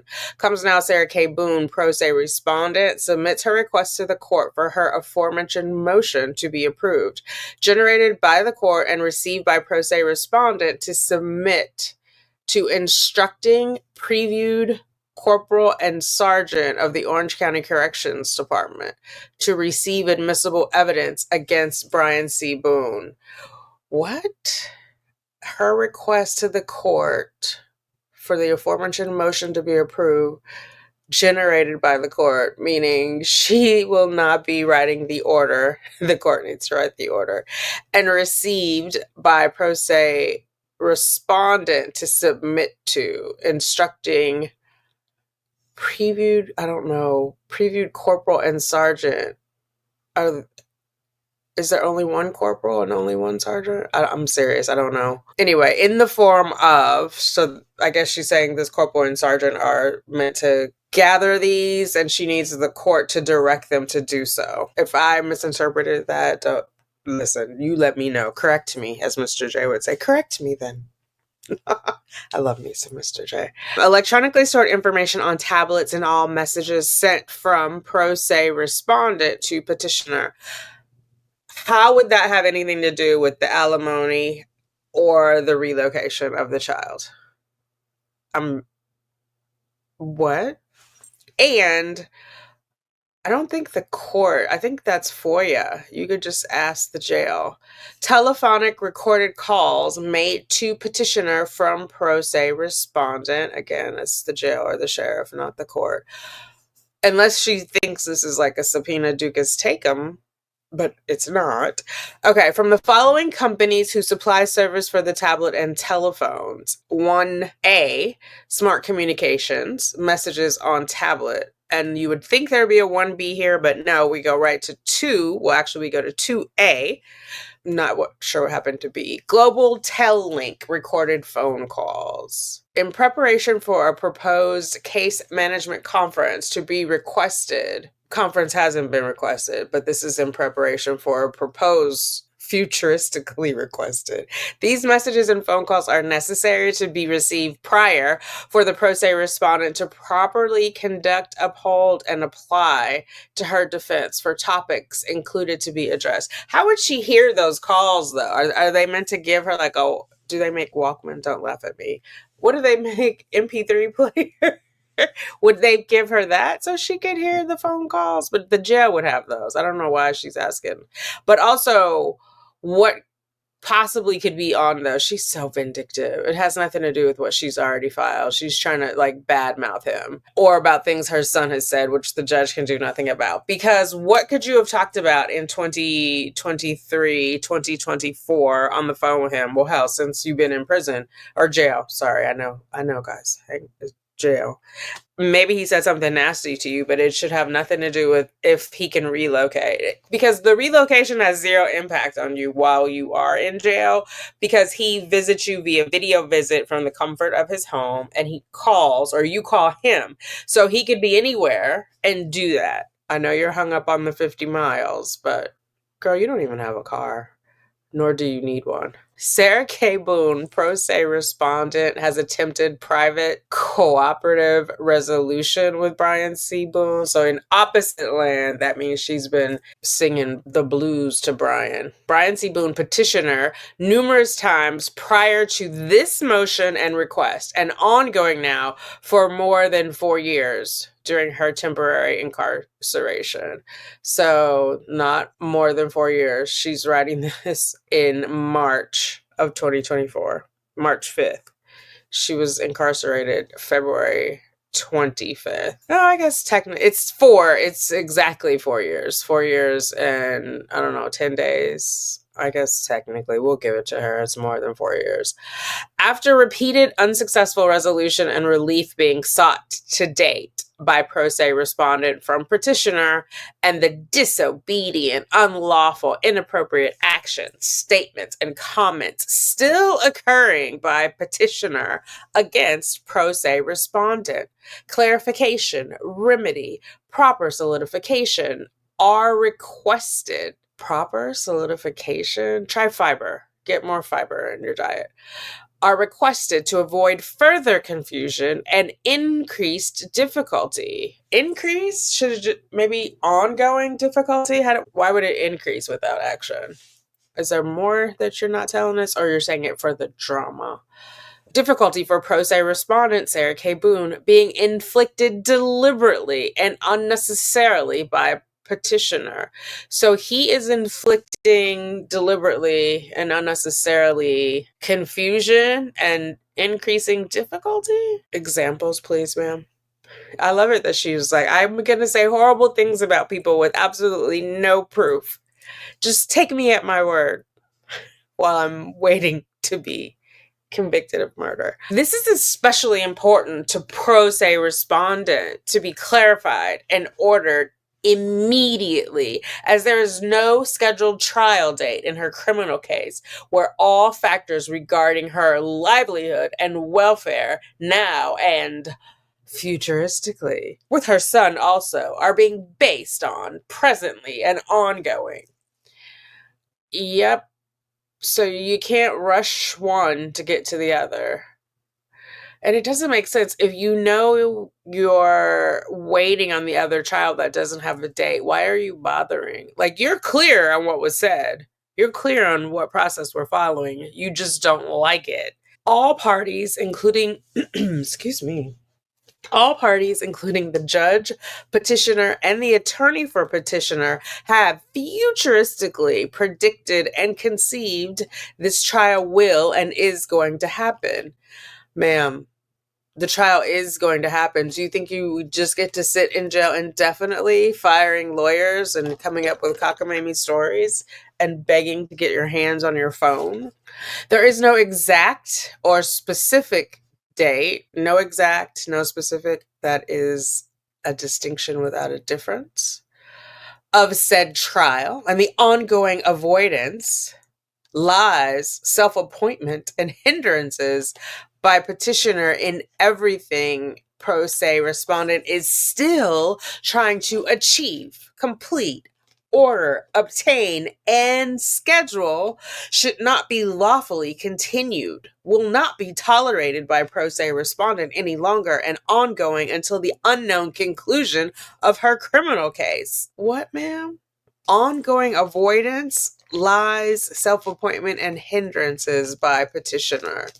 So what did Brian self-appoint himself to be? What hindrances specifically has he, other than telling you he's moving? I don't know what he's hindering you from. Avoidance, ongoing avoidance, because you keep bothering him about a hot meal that clearly he is not sending you. Take a hint. So basically, you're blaming the judge. Look what you're making me do. I have to harass him and call him because you won't give me a date. But he doesn't have to give you a date. He's not in charge of that. Whenever that date comes, and it will come, then we'll figure out the rest of this. So basically, he's telling you he doesn't feel like you deserve alimony while you're in jail. If he felt otherwise, he would make the ruling now. That's why he's telling you, if you want to press forward, schedule the meeting. Oh, but maybe that's why she's asking for this. I can't schedule that until I have this. But also then she just gets to vent. Best possible and all available resources should be lawfully allowed, enforced, and utilized by the pro se respondent, regardless of the unknown outcome. And in the meantime of... So she's saying it doesn't matter of the outcome while she's waiting. In the meantime, she wants something to be done. She doesn't want to just be sitting around begging for hot meals. Still active marital agreements and rights for this case are presently in full effect for both parties. Pro se respondent is attempting greatly to use the agreements and rights effectively, but is unable to due to petitioner not allowing, ignoring, or abiding by. Yeah, he's not sending you any more money. He said you owe him $20,000. So take a hint. She will argue with the stop sign. Stop sign says stop. She thought of 99 reasons why she didn't want to stop, didn't think it was right, came back to the stop sign. Stop sign still said what? Stop. Wherefore, Sarah K. Boone, pro se respondent, respectfully requests that this honorable court please grant this motion and enter its order to provide court orders, parentheses, to obtain, and these are all caps, and preserve evidence for pro se respondent to provide court to be used forthcoming in this case. Thank you, Sarah Boone. Certificate of service via U.S. mail to the parties listed in the service list. So Judge Michael Dean and Joshua Martell. Okay. Our last thing filed, the last thing from the court, I believe. Order denying motion for court orders. This cause having come before this court on respondent's motion for court order to obtain and preserve evidence for pro se respondent. Lord. Hereafter motion, and the court, having reviewed the motion and the court file, hereby finds and orders as follows. The motion lacks a specific legal basis for the relief requested. Right, I didn't see any samples. She gave the rules of procedure, but she didn't cite any case law. As per Florida Family Rule of Procedure 12.100B, a motion must stay. Oh, they quoted the family procedure back to her. Girl, why you reading? You skipped the first one. Or I guess the second one. A motion must state with particularity the grounds upon which it is based and clearly set forth the relief or order sought. So you don't get to just rant about it. Oh, the chicken was pink in the middle, therefore it's not cooked. Focused. What happened? What law says that shouldn't have happened? And what cases can you show that agree with what you're saying? Respondent only cites 12-200, which is not a legal basis for the relief requested. Consequently, in accordance with Florida Family Rule of Procedure 12.100B, the motion is hereby denied. Order in Orlando, Orange County, 4th day of March, 2024. So, and a copy went to Brian Boone, Sarah K. Boone, attorneys of record via e-service. In her quest to be her own attorney, she's shooting herself in the foot. Like, she's trying to be her own attorney, but then she's also doing the snark. You literally skipped over the first one that would have saved you the time and energy that went into filing something that was just going to be denied because it did not adhere to the rules of the court. This is June 18th, 2024. And when was it? It was actually received 6/27. This, remember, is when stuff was about to get real in the criminal case, because June 27th, she sent a letter to the court. This was, so June, let me go this way. June 28th is when the judge told her, Zadie Koenig told her, girl, you have forfeited / lost your right to court-appointed counsel. And so right before that, she had wrote the 58-page letter. So maybe this is why she's ramping up, because she's trying to, like, she's feeling desperate, right, about this relocation. And she's trying to figure out when is her court date. And so she's getting frustrated with the attorneys and whatnot, because so she had Bankowitz and she had Hobson. She went through Hobson in only a couple of months, like maybe 7, 8. And then she went through Cashman in 4 or 5 months. And so I think that was, yeah. So anyway, so just that perspective. She wrote it on June 18th, but it didn't get filed with the clerk until the 27th. This is Brian's attorney regarding Sarah Boone, pro se respondent. It's interesting that she sent it to his attorney. Initial disclosure _ So this looks like she's given somebody a quote or a definition. A party's required provision of basic information to the opposing party. Initial disclosure is the mandated disclosure of required information by one party to the other, usually within 30 days of entry into the action and without waiting for a discovery request.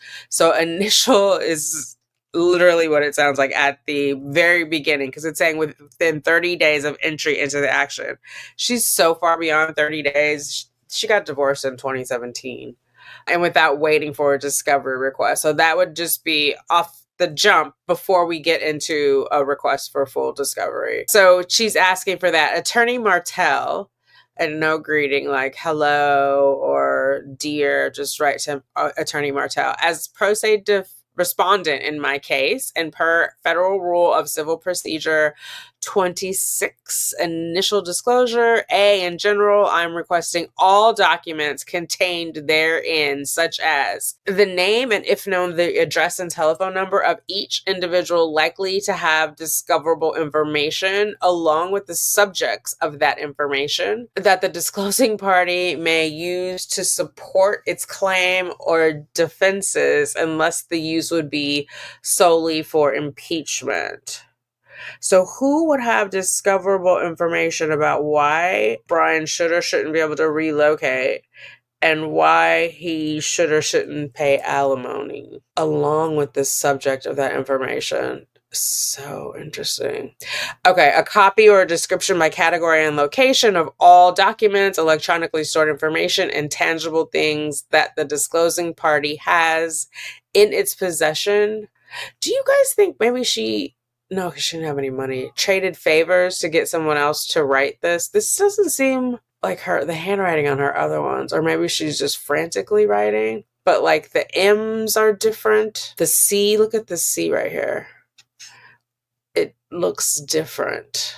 And it's someone who's writing from a book or something, right? They're transcribing this. Anyway, she's asking for a bunch of stuff that whoever it is, they're not even reading it. In general, a party must make the initial disclosure within 14 days after the party's Rule 26F conference. They've already had that. This is not a new case. Please note, I'm requesting 3 copies each of the following in addition to the initial disclosure, if not already included, and specifically from the documents delivered to me via service of process.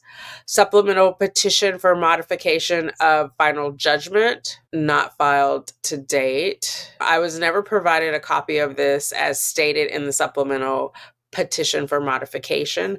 Joint stipulation for modification, signed by no party. So somebody must be on the court website, clerk of court website, writing these down for her. Petitioners verify petition to relocate, pages 5, including certificate of service with my delivery address, again incorrect. Yeah, somebody's on the website. Please ensure the correct copy of this is sent, which include your predictions of my release from prison, page 2. You must include the opposing party in your correspondence to the court. Emails received without the opposing party included will not be addressed. This statement was made to you by the Judicial Assistant Henrietta Coffey of Judge Michael Dean, 22723, to ensure my rightful inclusion in my case. Please ensure my address is correct, as incorrectly stated on both summons I received and am requesting documents from in addition to the initial disclosure. My temporary address has also been incorrect on numerous documents you have filed in my case, such as the notice for trial I never received and could not properly prepare for. Trial by ambush is unfair and happened more than once. This is important. Here is my correct address. Again, this is important. I am trying to prepare for this case properly, fairly, more efficiently, expeditiously, and economically. Your cooperation will only add to this even greater. Your understanding of my lawful inclusion and advanced knowledge of your client's evidence will assist me. I don't know why she put evidence in quotation, and then it has her signature, and it looks like she used an envelope for a straight edge because the top of this part is missing. Did you guys ever do that in high school, like to make sure your lines were straight when you didn't have line paper? Because she's writing on the back of it, and it looks like, anyway. Okay, and then a copy of letter request sent to the Honorable Judge Michael Dean. All of that is on there. Yeah, the judge never responded. I don't think, well, not that he should have. I don't know what she was expecting there. Now I want to go back because I'm like, did we go over? So on March 29th, Brian, Sarah, and Brian's attorney are there. They both testified. They were sworn in and testified. And the court ruled petitioner's motion for temporary relocation is granted. Mr. Martel will prepare the order canceling the 413 case management. And then they said the respondent can reschedule hearing if needed. And then the court recessed. And then that's when she went nutty. But I think it's out of pure control. It can't be anything but control. What is the point of like having him tethered to you and you can't actually physically see him, and it's causing him mental and emotional turmoil? Do you know? Like, why don't you let him go so he can be happy, so he can focus on his studies? And it's not. Yeah, her logic it's all over the place. On the one hand, she's like she should be in have basically input into like moral things, which I'm wondering if maybe he said something about her being immoral, being a murderer. I don't know, but it was something related to like morality, that she should be able to have input. Well, you could technically have it. Well, let me say it like this. Maybe have influence over him instead of just trying to have control, right? If he trusts you, you guys have an open relationship, you'll be able to talk to him about things and let him decide, but he doesn't have to do what you say. So if you feel like that's part of motherhood, that children are supposed to just do what they're told, that is incorrect, ma'am. So yeah, maybe that's it. Like, she wants to force him to have to listen to her. She wasn't going to be ready for teenage years at either rate. She wasn't going to be ready. I mean, unless she was going to start physically attacking him, because if he didn't want to do something, you weren't going to be able to, you know what I mean? Like, you're setting yourself up for a bad situation when you are teaching children that because I'm bigger, stronger, or whatever, you have to do what I say. Because one day they might be bigger, stronger, or whatever than you are. So are you going to just have to do what they say? Be careful what you wish for. All right, everybody. Thank you for hanging out with me. I wasn't ready. I wasn't ready for that, but it's very interesting. I may want to go lay like a timeline of the family stuff. I mean, for myself, I can't even promise to make a video, but you know what I mean? Like, what was happening in the family court that incited something in the criminal case? Because I'm thinking that's why she got erratic toward the end. When she went through all those lawyers was when all this family...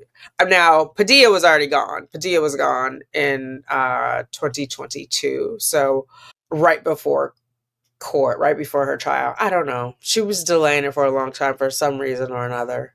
Maybe when she was like, if it's really going to happen, she thought like, oh, if it drags on long enough. We all know statute of limitations for murder is forever. There is no limit, you know? Anyway, I'm rambling. Thank you for hanging out with me. I appreciate you. Toodles.